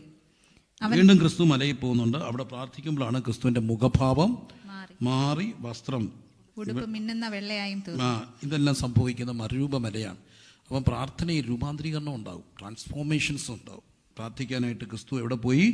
മലയുടെ മുകളിലേക്ക് പോയി. വീണ്ടും നമ്മൾ മുമ്പോട്ട് പോകും. 11-ാം അധ്യായത്തിൽ ക്രിസ്തു പ്രാർത്ഥിച്ചു എന്ന് കാണുകയാണ്. കർത്താവ് ഒരു സ്ഥലത്ത് എന്ത് ചെയ്തു? പ്രാർത്ഥിച്ചുകൊണ്ടേ ഇരുന്നു. തീർന്ന ശേഷം ശിഷ്യന്മാരോടുത്തും വന്ന് കർത്താവ് ഞങ്ങളെ എന്ത് ചെയ്യണം? പ്രാർത്ഥിക്കാൻ. അപ്പോൾ യേശു ക്രിസ്തു പ്രാർത്ഥിക്കാൻ എന്ത് ചെയ്തു? പഠിപ്പിച്ചു. ക്രിസ്തു തൻ്റെ ശിഷ്യരെ പഠിപ്പിച്ചത് ഒറ്റ കാര്യമാണ്. എന്താ? പ്രാർത്ഥിക്കാൻ പഠിപ്പിച്ചു. യേശു ക്രിസ്തു പഠിപ്പിച്ച ഒറ്റ കാര്യം പ്രാർത്ഥിക്കാനാണ്. പാട്ട് പഠിപ്പിച്ചോ? ഇല്ല. വർഷിപ്പ് പഠിപ്പിച്ചോ? ഇല്ല. ഓർഗം പഠിപ്പിച്ചോ? ഇല്ല. പക്ഷെ എന്താ പഠിപ്പിച്ചു? പ്രാർത്ഥിക്കാൻ പഠിപ്പിച്ചു. അതിന് കാരണമുണ്ട്. കർത്താവിനറിയാം, പ്രാർത്ഥിച്ചാൽ മതി, ബാക്കിയെല്ലാം അങ്ങ് നടന്നോളൂ. ഏറ്റവും അടിയന്തരമായ ആവശ്യം എന്ത് ചെയ്യുക? പ്രാർത്ഥനയാണ്. പഠിപ്പിച്ചു. എന്നിട്ട് എന്താ പഠിപ്പിച്ചത്? സ്വർഗസ്ഥനായ ഞങ്ങളുടെ പിതാവേ. അന്നത്തെ ആ ഒരു റിലീജിയസ് കോണ്ടസ്റ്റ് മനസ്സിലാക്കണം. അവിടെ ദൈവത്തെ പിതാവേ എന്ന് വിളിക്കാൻ ഒക്കില്ല. പിതാവേ എന്നല്ല, ദൈവമേ എന്നുള്ള പേര് പോലും അവർ ഉദ്ധരിക്കില്ല. അതുകൊണ്ടാണ് ഈ പ്രോഡിഗൽ സൻ്റെ സംഭവത്തെ അവൻ പറയുന്നുണ്ട്, അപ്പം ഞാൻ നിന്നോടും സ്വർഗത്തോട്. എന്തുകൊണ്ടാണ് സ്വർഗം എന്ന് പറയുക? സബ്സ്റ്റിറ്റ്യൂട്ട് വേർഡാണ്. ദൈവം എന്ന് പറയുന്നതിന് പകരം അവർക്ക് പറയാൻ പേടിയായതുകൊണ്ടാണ് സ്വർഗമെന്ന് പറയുന്ന പദം ഉപയോഗിക്കുക. അപ്പം ഇവിടെ ആ ദൈവത്തെ എന്തെന്നാ വിളിക്കുക? പിതാവേ എന്ന് വിളിച്ചു. എല്ലാവരും ഒന്ന് പറഞ്ഞേ, എന്തെന്ന് വിളിച്ചു? പിതാവേ. എന്താ പിതാവേ എന്നുള്ള ആ സംബോധനയ്ക്ക് വലിയ അർത്ഥമുണ്ട്. ഞങ്ങളുടെ പിതാവേ. ദൈവം നമുക്ക് ക്രിസ്തുവിലൂടെ ആരാകുന്നു? പിതാവാകും. അതുകൊണ്ടാണ് യോഹന്നാൻ പറയുന്നുണ്ട്, കാൺമീൻ നാം ദൈവമക്കളെന്ന് വിളിക്കപ്പെടുവാൻ. പിതാവ്, സ്വർഗസ്ഥനായ ഞങ്ങളുടെ പിതാവേ, സ്വർഗസ്ഥനായ ഞങ്ങളുടെ അബ്ബായി, സ്വർഗസ്ഥനായ ഞങ്ങളുടെ പിതാവേ. ക്രിസ്തുവിലൂടെ ദൈവം നമുക്ക് ആരായിട്ട് മാറുന്നു? പിതാവായിട്ട് മാറും. ഈ പിതാവിൻ്റെ ഏറ്റവും വലിയ പ്രത്യേകത എന്തെന്നറിയാമോ? നമ്മുടെ ഈ അപ്പന്മാരുടെ ഒരു പ്രത്യേകതയുണ്ട്. അവർ അധികം ഈ വലിയ സ്നേഹം പ്രകടിപ്പിക്കത്തില്ലെങ്കിലും ഉള്ളു നിറച്ച് എന്തായിരിക്കും? സ്നേഹ. നമുക്ക് പലപ്പോഴും സ്നേഹം അറിയാതെ പോകും. ഞാൻ വായിച്ച ഒരു കഥയ്ക്കകത്ത് ഭയങ്കര മനസ്സിനകത്ത് വിഷമം തോന്നിയ ഒരു കഥയുണ്ട്. ആ കഥ ഇതായിരുന്നു. ഒരു കൊച്ചൻ്റെ അപ്പം മരിച്ചുപോയി. അപ്പനൊക്കെ ഇങ്ങനെ മരിച്ചു കഴിഞ്ഞിട്ടും അവൻ അപ്പനോട് ആ വൈരാഗ്യം തീർന്നിട്ടില്ല. കാരണം അവൻ്റെ ഓർമ്മയിൽ ഒരപ്പനുണ്ട്. അവൻ കൊച്ചായിരിക്കുമ്പോൾ അവനെ ഇങ്ങനെ കട്ടിക്രാസിയെ കെട്ടിയിടും. ജനലെ കെട്ടിയിട്ടിട്ട് അവനെ ഇങ്ങനെ അടിക്കും. കെട്ടിയിട്ടിട്ട് അടിക്കും കട്ടിക്രാസ് ഈ ജനലിലൊക്കെ. ആ ഓർമ്മ കൊണ്ട് അപ്പനോട് അവന് ഭയങ്കര പിണക്കായി. വർഷങ്ങൾ കഴിഞ്ഞ് അപ്പം മരിച്ചു കഴിഞ്ഞപ്പോഴാണ് ഇവനെ ചികിത്സിച്ച ഒരു വൈദ്യരെ അവൻ കാണുക. അപ്പം വൈദ്യർ ഇവനോട് പറയുന്നൊരു കാര്യമുണ്ട്. നിനക്ക് കൊച്ചിലെ ഈ പിള്ളവാദം വന്ന് നിൻ്റെ കാലെല്ലാം ഷ്രിങ്കായി. ഇപ്പം മെഡിസിൻ കൊടുത്തപ്പം പറയുമായിരുന്നു, മെഡിസിനെക്കാട്ടും വലുത് ഇവനെ കട്ടിലിങ്ങനെ ജനലിങ്ങനെ കിടന്ന് എന്ത് ചെയ്യണം? വലിയണം. എന്നാലേ ഇവൻ ശരിയാത്തും. കൊച്ചൻ വലിയുമോ? ഇല്ല. അതിനപ്പം ചെയ്യുന്നത് ജനലെ കെട്ടിയിട്ട് ഇവനെ അടിക്കും. ഓട്ടോമാറ്റിക്കായിട്ട് ഇവൻ എന്ത് ചെയ്യും? വലിയും. പിന്നെ അവന് മനസ്സിലായത് അപ്പൻ്റെ അടി പോലും അവനെ സൗഖ്യമാക്കാൻ വേണ്ടിയാണ്. അപ്പോൾ നമ്മൾ പലപ്പോഴും ഈ അപ്പനെ തെറ്റിദ്ധരിക്കും. എന്തിനാ ഇങ്ങനെയൊക്കെയെന്ന്? ഒരു കാര്യം ഓർത്തോണം, ബാലശിക്ഷ നൽകുമൻ അപ്പനെങ്കിലും ചേലൊടുത്താൻ സ്നേഹം നന്മയെ തൻകരം നൽകുമൻ നീശനിൽ. എന്ത് പാട്ടാ! ബാലശിക്ഷ നൽകുമൻ. എന്തിനാണ് ഈ അടിയൊക്കെ? അപ്പൻ്റെ സ്നേഹം കൊണ്ടാണ്. അപ്പൻ്റെ സ്നേഹമാണ് പലപ്പോഴും ചെറിയ ശിക്ഷകൾ നമുക്ക് തരിക. നമ്മളത് മനസ്സിലാക്കാൻ ഇച്ചിരി താമസിക്കും. രണ്ടാമത്തേത് അപ്പൻ്റെ പ്രത്യേകത മത്തായി സുവിശേഷത്തിൽ കാണുന്നു. നാം ചോദിക്കുന്നതിന് മുമ്പ് നമ്മുടെ ആവശ്യം അറിയുന്ന എന്തൊരു കർത്താവ് പിതാവാണ്. നാം ചോദിക്കുന്നതിന് മുമ്പ് നമ്മുടെ ആവശ്യം അറിയുന്ന ഒരു പിതാവെന്നാണ് പറയുക, പിതാവാണ് നമുക്കുണ്ട്. എനിക്ക് ആ കർത്താവിനെ നല്ലപോലെ മനസ്സിലായിട്ടുണ്ട്. ചോദിക്കും മുമ്പ് അറിയാം. എളിയവനൊരു അനുഭവം ആ ഒരു കോണ്ടസ്റ്റിൽ പറയണമെന്നുണ്ട്. കുറച്ച് നാൾക്ക് മുമ്പ് ഞാൻ തെക്കൂന്ന് വരിക, കുറേ നാളായി, കുറേ വർഷം മുമ്പാണ്. എന്നാലും എൻ്റെ മനസ്സിലിങ്ങനെ പച്ച പിടിച്ച് കിടക്കുന്ന ഒരു അനുഭവമാണ്. അപ്പോൾ വരുന്ന വഴിക്ക് ഒരു 4 മണിയൊക്കെ ആകാറായപ്പോൾ എന്നെ എൻ്റെ വൈഫ് വിളിച്ചിട്ട് പറഞ്ഞു, എന്നെ ഒരാൾ വിളിച്ചിട്ട് പറഞ്ഞു, എനിക്ക് വീട്ടിലോട്ട് വരണമെന്നുണ്ട്, പക്ഷേ സമയമില്ല, അതുകൊണ്ട് ആരെങ്കിലും ടൗണിലോട്ടൊന്ന് വരണം, ഞാൻ അവിടെ വെച്ച് കാണാം, എൻ്റെ ഒരു സാധനമുണ്ട് നിങ്ങൾക്ക് തരാൻ വേണ്ടി. അപ്പം ഞാൻ ചോദിച്ചപ്പോൾ പറഞ്ഞു കുറച്ച് പ്രോൺസാണെന്ന് പറഞ്ഞു. അപ്പം ആരെങ്കിലും പെട്ടെന്നൊന്ന് വിടണം. അപ്പം ഞാൻ എൻ്റെ വൈഫിനെ വിളിച്ചിട്ട് പറഞ്ഞു, പെട്ടെന്ന് ആരെങ്കിലും ഇന്നാര് വരുന്നുണ്ട്, ഇന്നടത്ത് ഇപ്പോൾ ഉണ്ട്, വിടണം, അവർ കുറച്ച് പ്രോൺസുമായിട്ട് വരുന്നുണ്ടെന്ന് പറഞ്ഞു. അപ്പോൾ പ്രോൺസുമായിട്ട് ഒരാൾ വരുന്നുണ്ടെന്ന് പറഞ്ഞപ്പോൾ എനിക്ക് അങ്ങേ തലക്കിലൊരു കരച്ചിൽ കേൾക്കാം, ഒരു സങ്കടവും കരച്ചിലും ഒക്കെ. പ്രോൺസും കരച്ചിലുമായിട്ട് എന്താ ബന്ധം? അപ്പോൾ ഞാൻ ചോദിച്ചു, നീ എന്തിനാ കരയുന്നേ, എന്തൊക്കെ വിഷയം എന്താ? അപ്പോൾ എൻ്റെ വൈഫിനോട് പറഞ്ഞു, കുഞ്ഞു സ്കൂളിൽ നിന്ന് വന്ന് ബായി അങ്ങോട്ട് വെച്ചിട്ട് അമ്മയോട് പറഞ്ഞു, അമ്മ ഇന്ന് ഉച്ചയ്ക്ക് ഞങ്ങളുടെ ഒരു കൂട്ടുകാരത്തി കുറച്ച് പ്രോൺസ് ബിരിയാണി കൊണ്ടുവന്നു, ഞങ്ങൾക്കെല്ലാം ഷെയർ ചെയ്തു, എന്തോ ടേസ്റ്റായിരുന്നറിയാം, അതുകൊണ്ട് ഇച്ചിരി പ്രോൺസ് ബിരിയാണി വെച്ച് തരാം. എന്നിട്ട് അവൾ അതിൻ്റെ കൂട്ടത്തിൽ ഒരു കമൻ്റ് അടിച്ചു, നടക്കത്തില്ലെന്നറിയാം, പറഞ്ഞെന്നേ ഉള്ളേ, ഒരു കൊട്ടേഷനോട് അടിക്കും. ഇത് പറഞ്ഞു തീരുകയുമാണ് ഒരാൾ എന്നോട് പറയുന്നു പ്രോൺസുമായിട്ട് വരുന്നു. അപ്പം ഞാൻ അദ്ദേഹത്തോട് ചോദിച്ചു, എവിടെ നിന്നാണ് മേടിച്ചേ, എങ്ങനെയാണ്? അപ്പം പറഞ്ഞു, ഉച്ചയ്ക്ക് ആലപ്പുഴ വഴി വന്നപ്പം പ്രോൺസ് ഇരിക്കുന്ന കണ്ടപ്പം മേടിച്ച. എനിക്ക് ഭയങ്കര സന്തോഷം തോന്നി. ഉച്ചയ്ക്ക് ക്ലാസ്സിൽ 1 മണിക്ക് അല്ലെങ്കിൽ ലഞ്ച് ബ്രേക്കിന് കഴിച്ചപ്പോഴാണ് പ്രോൺസ് കഴിച്ചത്. അപ്പോൾ അവൾ ഓർത്തു, വീട്ടിൽ ചെന്നിട്ട് ആരോട് പറയണം, അമ്മയോട് പറയണം. ചിന്തിച്ചു, പറഞ്ഞോ? ഇല്ല. പക്ഷെ 4 മണിക്ക് വന്ന് പറയുമ്പോൾ ഉച്ചയ്ക്ക് അതുവഴി പോയ ഒരാളോട് ആലപ്പുഴ വെച്ച് ഒരാൾ കർത്താവ് പറഞ്ഞു പ്രോൺസ് മേടിക്കാൻ. ഞാൻ കുഞ്ഞുങ്ങളോട് പറഞ്ഞു, വലിയൊരാളുടെ മോളാണെങ്കിൽ പറഞ്ഞാൽ കൊണ്ടുത്തരും, പക്ഷെ പറയാതെ വീട്ടിൽ ചെന്ന് പറയുമെന്ന് ചിന്തിച്ചപ്പം, ചെറിയൊരു കാര്യമാണ്, പ്രോൺസ് വലിയ കാര്യമൊന്നുമല്ല, എന്നാൽ പോലും ചിന്തിച്ചപ്പം ആലപ്പുഴ വഴി പോയ ഒരാളെയും കൊണ്ട് പറഞ്ഞ് മേടിപ്പിച്ചൊരു കർത്താവിനെ കുറിച്ച് ഇങ്ങനൊരു പിതാവുണ്ട്. ചോദിക്കും മുമ്പ്, ചോദിച്ചോ? ഇല്ല, ചോദിക്കും മുമ്പ് നിങ്ങളുടെ ആവശ്യം എന്നതെന്നറിയുന്ന ഒരു പിതാവ്. ആ പിതാവിനെ നാം ചെയ്യേണ്ട ഒരു കാര്യമുണ്ട്. സ്വർഗസ്ഥനായ ഞങ്ങളുടെ പിതാവേ. അടുത്തത്, അങ്ങയുടെ നാമം എന്ത് ചെയ്യണം? വിശുദ്ധീകരിക്കപ്പെടണം. ഒന്നാമത്തെ കാര്യം അതാണ്. പിതാവിന് ദോഷം വരുന്നതും പിതാവിൻ്റെ നാമത്തിന് കേടുവരുന്നതും ഒന്നും എന്ത് ചെയ്യരുത്. അങ്ങയുടെ നാമം വിശുദ്ധീകരിക്കപ്പെടണം. ദൈവത്തിൻ്റെ നാമം സ്വർഗത്തിൽ വിശുദ്ധമാണ്. അതുകൊണ്ടാണ് യെശയ്യാവ് പറയുന്നു, സൈന്യങ്ങളുടെ ദൈവമായ യഹോവ പരിശുദ്ധൻ, പരിശുദ്ധൻ, പരിശുദ്ധൻ. പക്ഷേ ആ നാമം ഭൂമിയിൽ അശുദ്ധമാകുന്നതോ വിശുദ്ധീകരിക്കുന്നതോ ആരിലൂടെ? നമ്മളിലൂടെയാണ്. അതുകൊണ്ട് എപ്പോഴും പ്രാർത്ഥിച്ചോണം കുഞ്ഞുങ്ങളെ, ഒരിക്കലും ദൈവനാമം നമ്മളിലൂടെ എന്ത് ചെയ്യരുത്? ദുഷിക്കരുത്. ഇവിടെ ആർക്കും എന്തും ചെയ്യാം, ഒരു കുഴപ്പമില്ല. ഞാൻ സാറിന് പറയുന്നൊരു സംഭവമുണ്ട്. നമ്മുടെ നാട്ടിൽ 2 പേര് തമ്മിൽ കാണുമ്പോൾ സംബോധന ചെയ്യുന്ന ചില കാര്യങ്ങളുണ്ട്. സഖാക്കളെന്ന് വിളിക്കും കമ്മ്യൂണിസ്റ്റുകാർ. നിങ്ങൾ കേട്ടുണ്ടോ? സഖാവ് എന്നുള്ള വാക്കിൻ്റെ അർത്ഥം എന്താ? കോമ്രേഡ്, സ്നേഹിതൻ എന്നുള്ള അർത്ഥമാണ്. സഖാക്കൾ എന്ന് വിളിക്കും. 2 കുടിയന്മാർ തമ്മിൽ കണ്ടാൽ വിളിക്കുന്ന അറിയാം? അളിയാന്ന് വിളിക്കും. അവർക്ക് തമ്മിൽ ഭയങ്കര അടുപ്പമാണ്.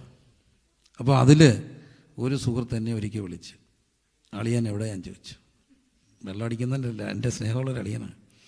ഞാൻ പറഞ്ഞാൽ ഇച്ചിരി ദൂരെ, എന്നാ കാര്യം? ഇപ്പം വരണം ടൗണി, ബുദ്ധിമുട്ടാണ്, വന്നേ ഒക്കത്തുള്ളൂ, എനിക്കിപ്പം വരാൻ ഒക്കത്തില്ലെന്ന്. എൻ്റെ അളിയാ വരണം, കാര്യം പറയാം. എന്താ ഇപ്പം വരണം? ഞാൻ ചോദിച്ചപ്പോൾ പറഞ്ഞു, നമ്മുടെ സഭയിൽ വരുന്ന ഇന്നാര് ബെവറേജ് കോർപ്പറേഷന് മുമ്പിൽ കുപ്പി മേടിപ്പാൻ നിൽപ്പുണ്ട് ക്യൂവിൽ. സഭ ഇടയ്ക്കിടയ്ക്ക് വരുന്ന ആണോ? എന്നാൽ ഞാൻ പറഞ്ഞാൽ ഇപ്പം വന്നേക്കാം, എന്നെ ഞാൻ കാണുമ്പോൾ പിന്നെ വരത്തില്ലല്ലോ, ഞാൻ ഇപ്പം വന്നേക്കാം. ഞാൻ അളിയൻ ഇവിടെ നിൽക്കുന്നത്, അവൻ്റെ പുറകിൽ നിൽപ്പുണ്ട്. അളിയനോട് നിൽപ്പുണ്ട്, അളിയനിക്ക് നിൽപ്പുണ്ട്. പക്ഷേ അളിയൻ പറയുന്നൊരു കാര്യം സത്യമാണ്, എനിക്കിവിടെ നിൽക്കാം, പക്ഷേ ഈ അളിയൻ ഇവിടെ ചെയ്യരുത്, നിൽക്കരുത്. എന്നാ കാര്യം? അവസാനപ്പെട്ടു, സഭയിൽ പോയി. അപ്പം നമ്മൾ എന്താകണമെന്ന് നമ്മളെക്കാട്ടിലും കൂടുതൽ ആർക്കറിയാം? മറ്റുള്ളവർ പറയും നിങ്ങളിങ്ങനെ ആകാവൂ. എന്നാലും നീ അങ്ങനെ അല്ലേടി, ഒരു വിശ്വാസി അല്ലേടി, അല്ലേടാ എന്ന് അവർ ചോദിക്കും. ആര്? മറ്റുള്ളവർ. അതുകൊണ്ടാണ് എപ്പോഴും ഓർക്കപ്പെടണം, എന്നിലൂടെ ദൈവനാമം എന്ത് ചെയ്യപ്പെടരുത്? അശുദ്ധീകരിക്കപ്പെടരുത്. ഇപ്പോൾ കൗതുകരമായി പ്രാർത്ഥിച്ചോണേ. കാരണം ദൈവനാമം ഒത്തിരി ദുഷിക്കപ്പെടുന്നൊരു കാലഘട്ടത്തിൽ നമ്മൾ ജീവിക്കുന്നത്.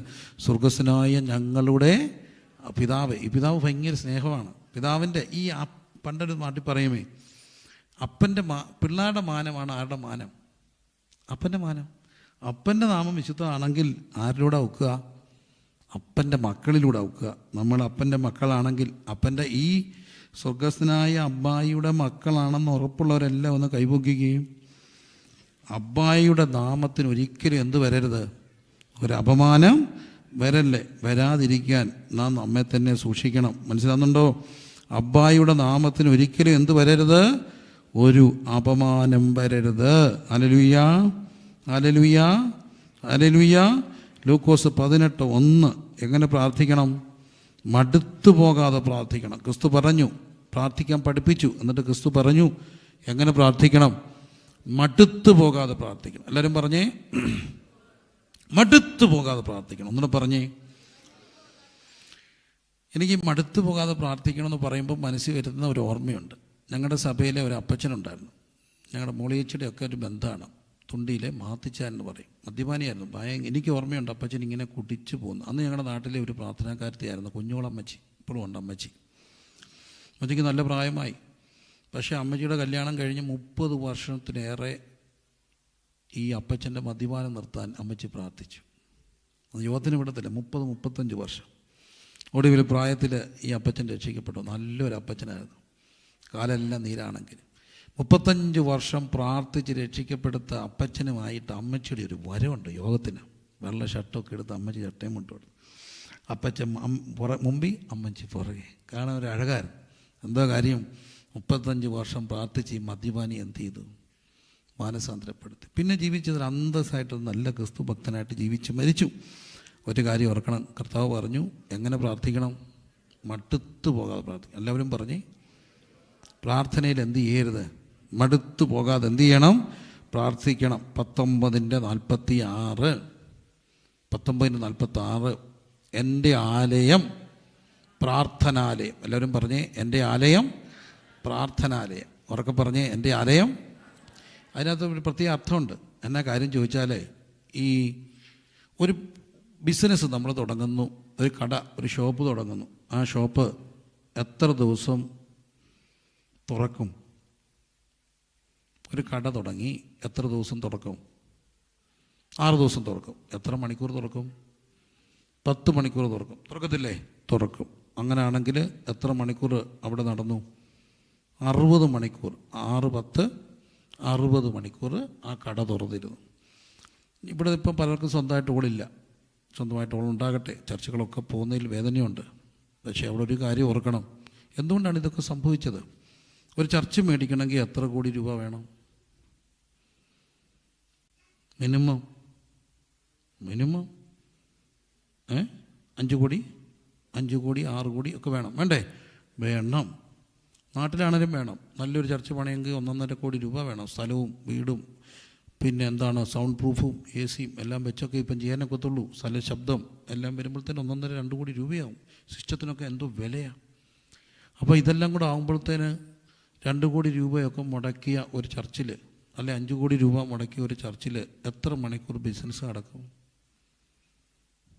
വെള്ളിയാഴ്ച 2.5 മണിക്കൂർ കഷ്ടിച്ച്. ഞായറാഴ്ച സൺഡേ സ്കൂൾ എല്ലാം കൂടെ കൂട്ടി 3.5. 2.5യും 3.5യും 6 മണിക്കൂർ ആണോ? പിന്നെ ഡിസംബർ മാസം അവസാനം ഒരു ഉപവാസ പ്രാർത്ഥന 3 ദിവസം. എല്ലാം കൂടെ കൂടിയ ഒരു വർഷം എത്ര മണിക്കൂർ ബിസിനസ് കിടക്കും? ചുമ്മാ അല്ലേ ഈ ചർച്ചകളൊക്കെ അടയുന്നേ? ഒരു ബിസിനസ് തുടങ്ങിയാൽ ഇത്രയും തുറക്കണമെങ്കിൽ ആലയത്തിൽ ബിസിനസ് ഒന്നേ നടക്കാവൂ. എന്താ? പ്രാർത്ഥന. അതുകൊണ്ടാണ് ക്രിസ്തു പറഞ്ഞു എൻ്റെ ആലയം. പക്ഷേ ഇന്ന് ബാക്കിയെല്ലാം നടക്കും. എന്താ കുറയുന്നേ? പ്രാർത്ഥന. ബാക്കി എന്താ? പ്രസംഗമുണ്ട്, വർഷിപ്പുണ്ട്, എല്ലാം ഉണ്ട്. വർഷിപ്പായിരിക്കും കൂടുതൽ. പ്രാർത്ഥന എന്ന് പറയുമ്പോഴത്തേന് ഞങ്ങളുടെ ചർച്ചിലെ പല പിള്ളേരും ഒരു സമയത്ത് പ്രാർത്ഥിക്കുമ്പോൾ ഇറങ്ങിപ്പോവായിരുന്നു കാപ്പിയൊക്കെ കുടിച്ച് ഫ്രഷാകാൻ. അപ്പോൾ ഏട്ടാ കയറണ്ടാന്ന് ചോദിച്ചാൽ പറയും അന്നൊരു അപ്പച്ചനുണ്ട്, അപ്പച്ചൻ ഡൽഹി ചെന്നതേ ഉള്ളെന്ന്. അപ്പച്ചൻ ഇങ്ങനെ എല്ലാ രാജ്യങ്ങൾക്കും വേണ്ടി പ്രാർത്ഥിക്കായിരുന്നു, വരാൻ കുറേ കൂടെ സമയം എടുക്കുമെന്ന്. പ്രാർത്ഥന കുഴപ്പമാണ്, പക്ഷേ ഒരു കാര്യം, അപ്പച്ചൻ്റെയൊക്കെ പ്രാർത്ഥന അനുഗ്രഹമായിരുന്നു. അപ്പച്ചൻ്റെ പ്രാർത്ഥന അനുഗ്രഹമായിരുന്നു. ആലയത്തിൽ എന്ത് നടക്കണം? പ്രാർത്ഥന നടക്കണം. ആലയത്തിൽ പ്രാർത്ഥന നടന്നാൽ ഒറ്റ ആലയവും നഷ്ടപ്പെടുത്തില്ല. ദൈവം നമുക്ക് തന്ന ആലയങ്ങളിൽ എന്ത് നടക്കണം? പ്രാർത്ഥനാലയം. ക്രിസ്തു പറഞ്ഞു എൻ്റെ ആലയം ഒറ്റ കാര്യത്തെ അറിയപ്പെട്ടാൽ മതി. എന്താ? പ്രാർത്ഥനാലയം. ആമേൻ പറഞ്ഞേ. പ്രാർത്ഥനാലയം 21 അധ്യായം വളരെ ഗൗരവമായി കാണണം, മറക്കരുത്. 21 അധ്യായം.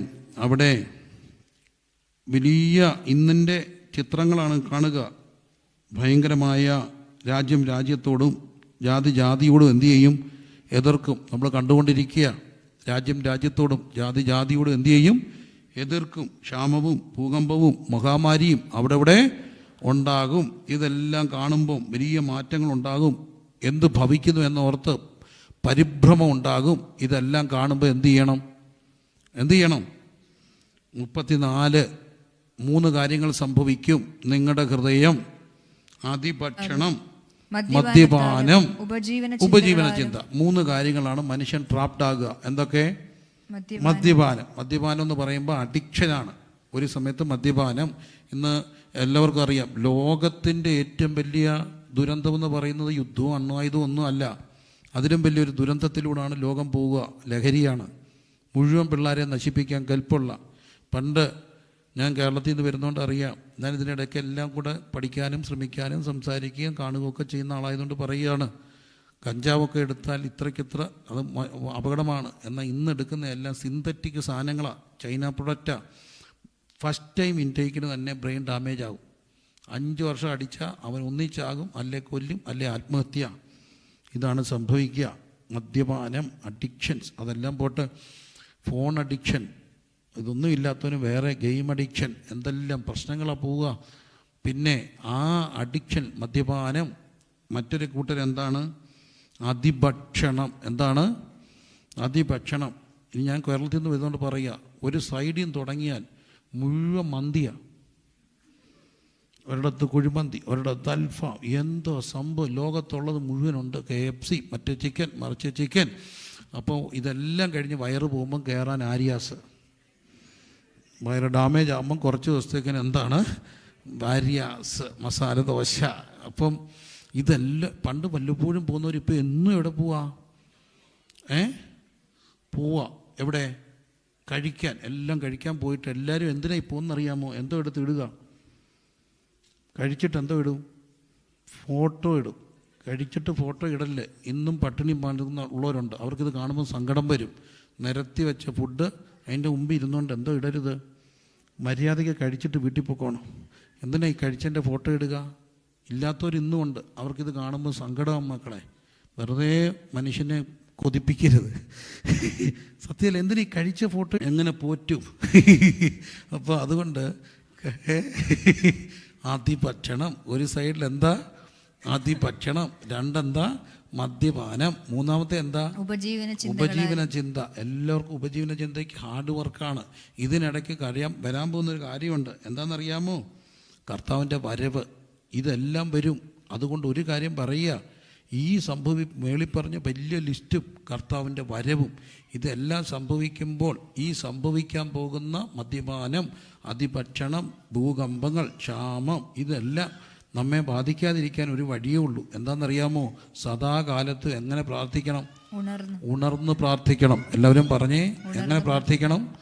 ഉണർന്ന് പ്രാർത്ഥിക്കണം. കര ഉയർത്തി പറഞ്ഞേ, ഉണർന്ന് പ്രാർത്ഥിക്കണം. ഉണർന്ന് പ്രാർത്ഥിച്ചാൽ എന്ത് സംഭവിക്കും?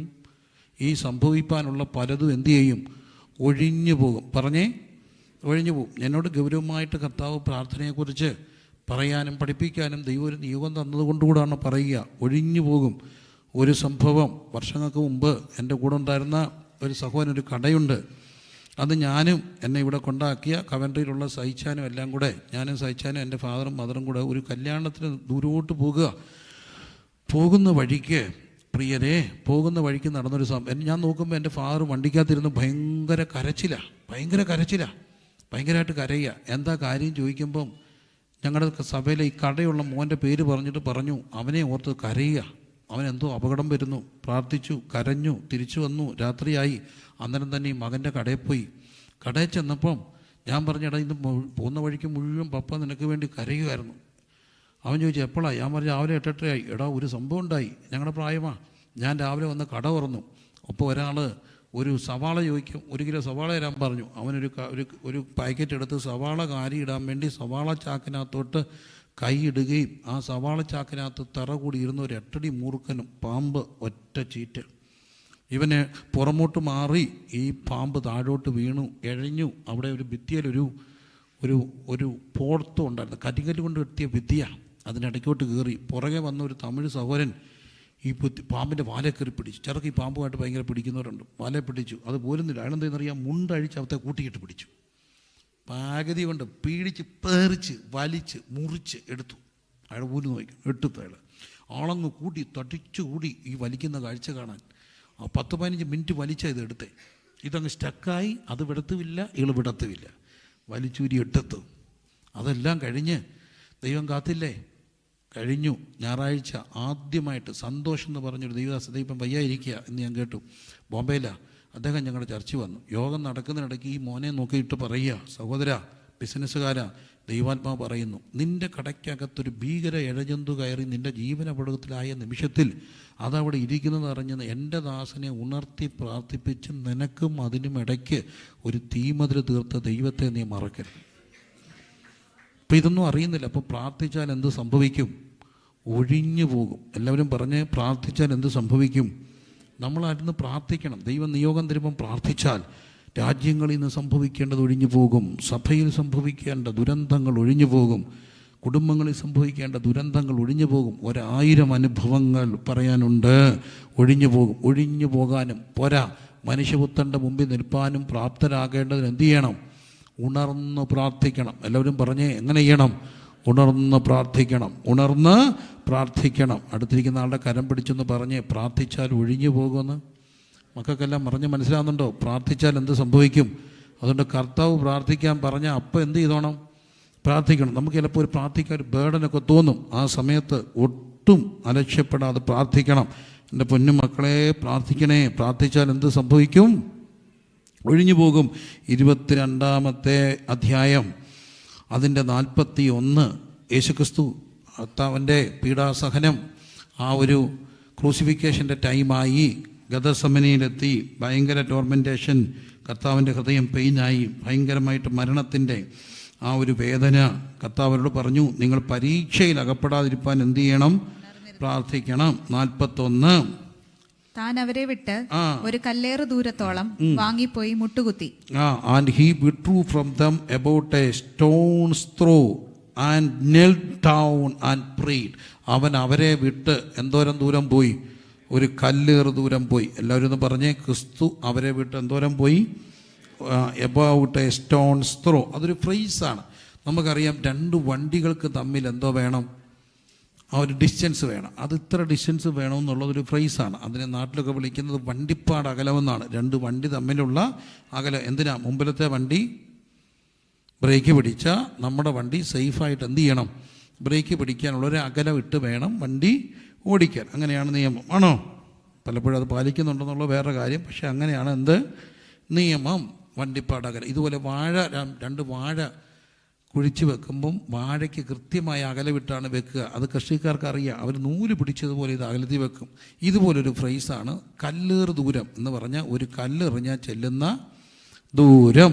പറഞ്ഞ്, ഒരു കല്ലെറിഞ്ഞാൽ ചെല്ലുന്ന ദൂരം. പക്ഷെ വണ്ടിക്ക് കൃത്യാകല, വാഴയ്ക്ക് കൃത്യാകല. പക്ഷെ ഞാൻ ചിന്തിച്ചപ്പം കല്ലേറിന് കൃത്യാകല അല്ല, ഓരോരുത്തരുടെ ഓരോ ദൂര. കൊച്ചൊരു കുഞ്ഞ് കല്ലെറിഞ്ഞാൽ ഒത്തിരി പോകുമോ? ഇല്ല. ഒരപ്പച്ചൻ കല്ലെറിഞ്ഞാലോ?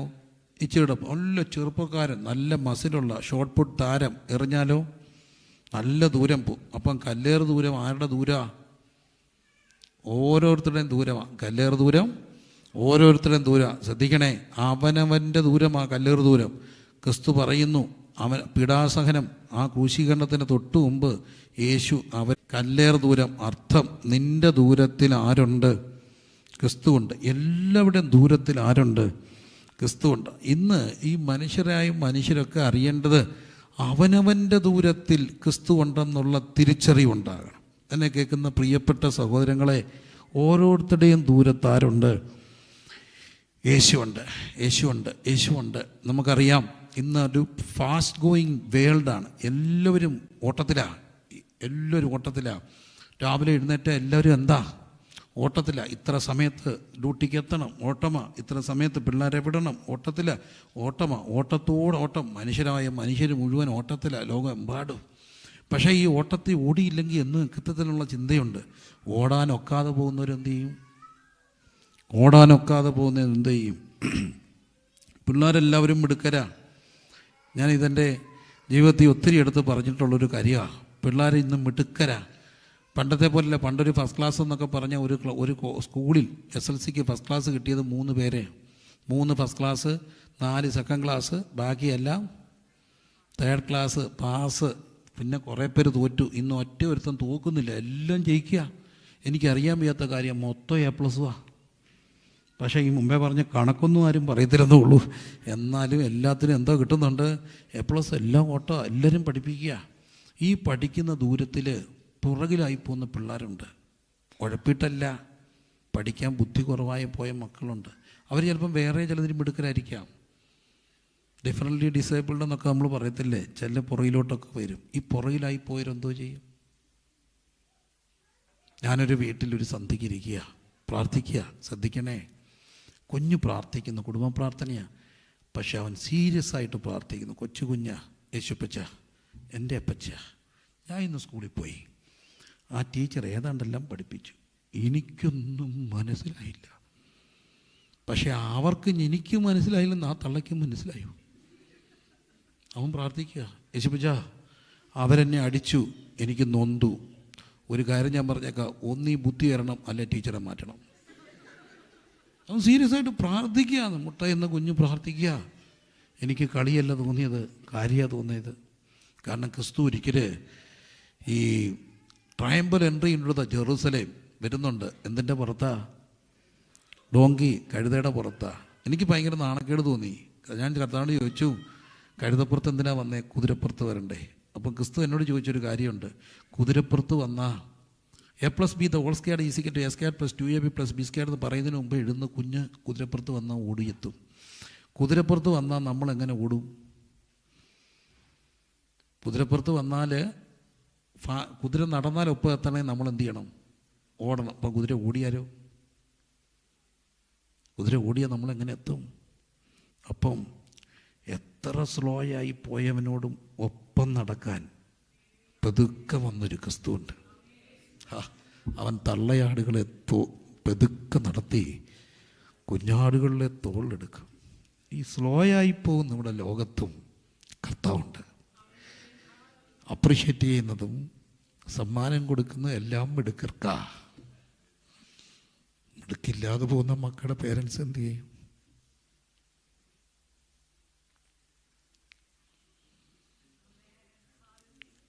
ഡാനി എന്ന് പറഞ്ഞ ഒരു മോൻ്റെ സംഭവം ഞാൻ പറയും. പൗരുഷനി പറയിപ്പിച്ചു. കർത്തദാസൻ്റെ മോനാ. ഡാനി +2 പഠിത്തം നിർത്തി. കാരണം അവനൊന്നും മനസ്സിലാകുന്നില്ല, ഒന്നും മനസ്സിലായില്ല. അവൻ പഠിത്തം നിർത്തി. അവസാനം ഒരു ഫോട്ടോ കടയിൽ ജോലിക്ക് പോയി. അവൻ്റെ അമ്മ ഒരു കാര്യം ചെയ്തു, പുസ്തകം മുഴുവൻ അടുക്കി വെച്ചു. ആ കർത്തദാസി മുട്ടുകൊത്തി. അവരുടെ കണ്ണീരവസ്ഥ വീണു. പലവട്ടം എൻ്റെ മോന് ബുദ്ധിയുണ്ടായി പഠിക്കത്തില്ലേ? പക്ഷെ ഡാനി ഒരു ദിവസം അമ്മയോട് പറഞ്ഞു, ഞാൻ പഠിക്കാൻ പോയി. കഷ്ടിച്ച് പാസ്സായി, ഡിഗ്രി പാസ്സായി, MA റാങ്കിൽ പാസ്സായി. ഇന്ന് ഗാന്ധി യൂണിവേഴ്സിറ്റിയിൽ നിന്ന് PhD എടുത്തു. ക്രിസ്തുവിനൊരു പ്രത്യേകതയുണ്ട് മക്കളെ, പെതുക്കെ പോകുന്നവൻ്റെ കൂടെ പോവും. ഈ സംബടി സ്ലോ. അവരെ ഇങ്ങനെ തോളിലേറ്റും, എന്നിട്ട് അവരോടൊപ്പം നടക്കും. കുഞ്ഞാടുകളെ തോളിലേറ്റി അപ്പുറത്ത് കൊണ്ടുപോകും. അവൻ്റെ ദൂരത്താരുണ്ട്? യേശുവുണ്ട്. വിശന്നവൻ്റെ ദൂരത്ത് യേശുവുണ്ട്. എന്തുകൊണ്ടാണെന്നറിയാമോ? 30-ാമത്തെ വയസ്സിലാണ് യേശുവിന് ഉപവാസം. ഞാൻ എൻ്റെ കൂടെ ഒത്തിരി പിള്ളേരുണ്ട്. ഞാൻ പലപ്പോഴും പറയും, യോഗത്തിനൊക്കെ പോയി അല്ലെങ്കിൽ സമാധാനം കൺവെൻഷൻ നോട്ടീസ് പോയിട്ടൊക്കെ വരുമ്പോൾ ഈ പിള്ളേർക്കൊന്നും പൈസയൊന്നും വേണ്ട. അവർ പറയും, അച്ഛാ ചിലവ് ചെയ്യണം. തട്ടുകടയുണ്ട് മക്കളെ, ഇവിടുത്തെ ഒന്നും അല്ല, നല്ല ചൂട് ദോശ കഴിച്ചിട്ടുണ്ടോ? കണ്ടിട്ടുണ്ടോ? പൊറോട്ട അടിച്ച് തട്ടുകട മുമ്പ് ഇന്നോട്ട് ഇങ്ങനെ മേടിക്കണം. ചൂട് പൊറോട്ടയും ബീഫ് ഫ്രൈയും. ഒരു ഡോക്ടർ ക്ലാസ് എടുക്കുക പൊറോട്ടയുടെയും ബീഫ് ഫ്രൈയുടെയും അപകടത്തെക്കുറിച്ച്.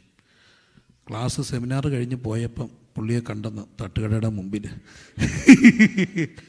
അതൊരു മലയാളിയുടെ സ്വകാര്യ അഹന്തയാണ്. നല്ല ചൂട്. അന്നേരം നമ്മൾ ഈ രോഗവും കൊളസ്ട്രോളും ഒക്കെ അങ്ങോട്ട് മാറ്റി വെക്ക് അല്ലേ? എന്നാലും അതൊക്കെ കണ്ട അമ്മമാർ പറയും, തട്ടുകട എൻ്റെ പൊന്നടാ 20 ദോശ 4 ഡബിള് ബുൾസ, എന്നിട്ട് പറയാ സിംഗിളൂടെ പോരട്ടെന്ന്. ഏത് പ്രായ? ചെറുപ്പമാ. പ്രായമായ കഴിക്കുമോ? ഇല്ല. ഞാൻ തീറ്റ മത്സരത്തിൽ സമ്മാനം മേടിക്കുമായിരുന്നു. ഇപ്പോൾ ഒക്കത്തില്ല. ഒരു പ്രായത്തിലേ കഴിക്കത്തുള്ളൂ. ആ പ്രായത്തിൽ കഴിക്കും. ആ പ്രായത്തിലൊരു ചെറുപ്പക്കാരൻ ഉപവാസം ഇരുന്നു. ഉപവാസം 40 ഇരുന്നാൽ കുടല് ചുരുങ്ങും. പിന്നെ ഇച്ചിരി കഞ്ഞി ഇച്ചിരി കുടിക്കണം. നേരെ കട്ടിയുള്ളത് കഴിച്ചാൽ ശ്വാസം മുട്ടും, അപകട. പക്ഷേ യേശുക്രിസ്തു 40 ദിവസം ഉപവസിച്ചപ്പം വിശന്നു. കഞ്ഞി കൊടുക്കാൻ ആരെങ്കിലും പോയോ? ഇല്ല. അവസാനം പിശാച് കൊണ്ട് കല്ല് കൊടുത്തിട്ട് പറഞ്ഞ് അപ്പം ഉണ്ടാക്കാൻ. കഞ്ഞി ഇന്ന് ദഹിക്കത്തില്ല, കല്ല് ഇന്ന് ദഹിക്കൂ. അതുകൊണ്ട് ഇന്നും വിശന്നവൻ്റെ ദൂരത്ത്, യുകെക്കാർക്ക് ചിലപ്പോൾ അത് മനസ്സിലാകത്തില്ല, വിശന്നവൻ്റെ ദൂരത്ത് അവൻ അപ്പമായിട്ട് വരും. വിശന്നവൻ്റെ ദൂരത്ത് അവൻ അപ്പമായിട്ട് വരും.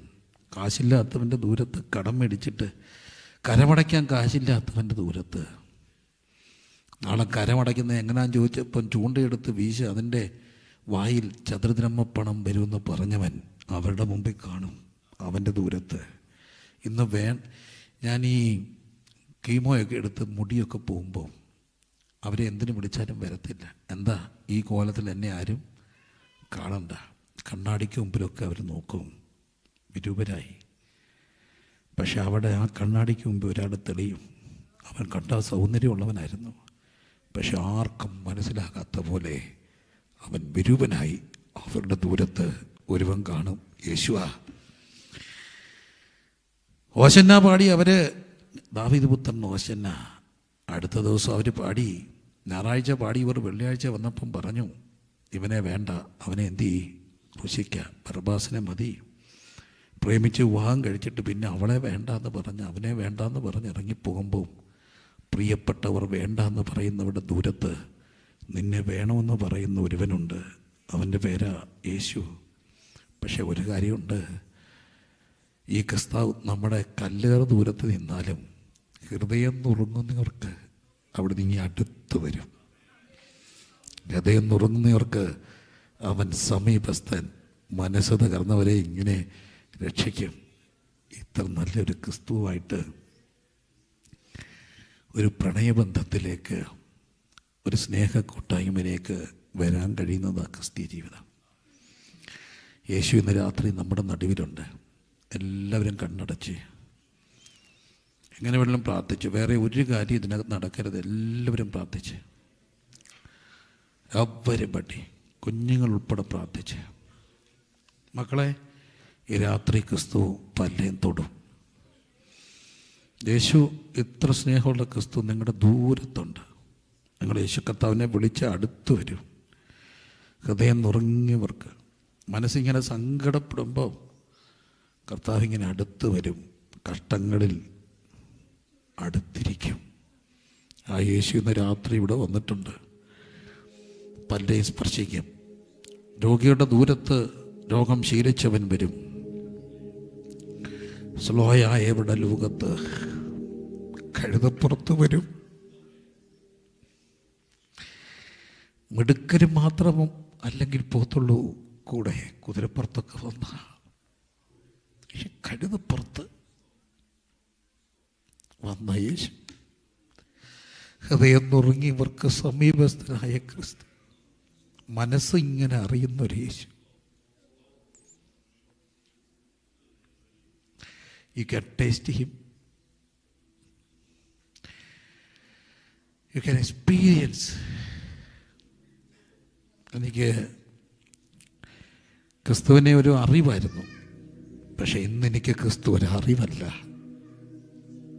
എൻ്റെ കണ്ണ് നിറഞ്ഞ ഇങ്ങനെ അറിയുന്ന ഒരു ക്രിസ്തു, വിഷമിച്ചാൽ അടുത്ത് വരുന്ന ഒരു കർത്ത.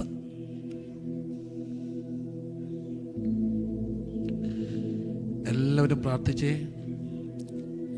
ഇന്ന് രാത്രി നിങ്ങളുടെ വേദന അറിയുന്ന ഒരു കർത്താവ് വന്നിട്ടുണ്ട്.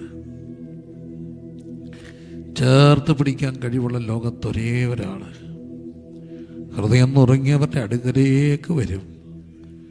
എല്ലാം പറയാൻ ഭയാസ്താകാതെ കേൾക്കും. പുറം കണ്ട് മാർക്കിടത്തില്ല, അകമറിയും യേശു. കുഞ്ഞുങ്ങളോടൊക്കെ പറയട്ടെ, യേശുവുമായിട്ടൊരു how many of you would like to have an intimate relationship, a friendship with Jesus, an intimate friendship? You can talk with him, you can chat with him, you can walk with him.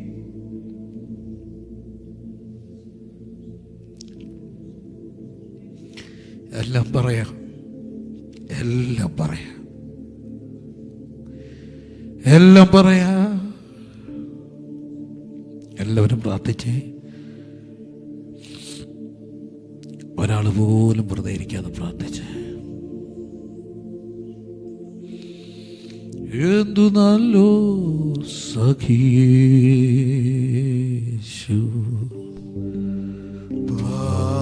പാപദുഃഖം വഹിക്കും എല്ലാം യേശുവോടു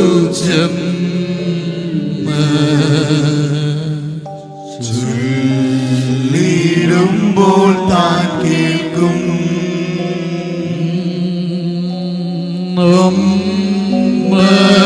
മേരെ സഹിച്ചു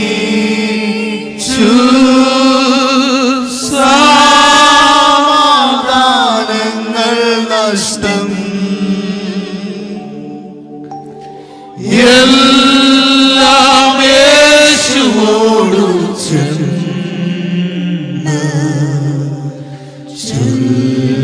ചൊല്ലിടുമ്പോൾ താൻ കേൾക്കും.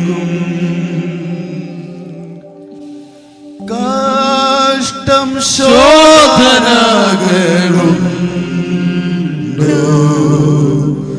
ഈ വിധ ദുഃഖങ്ങളും ലേശവുമാ ധൈര്യം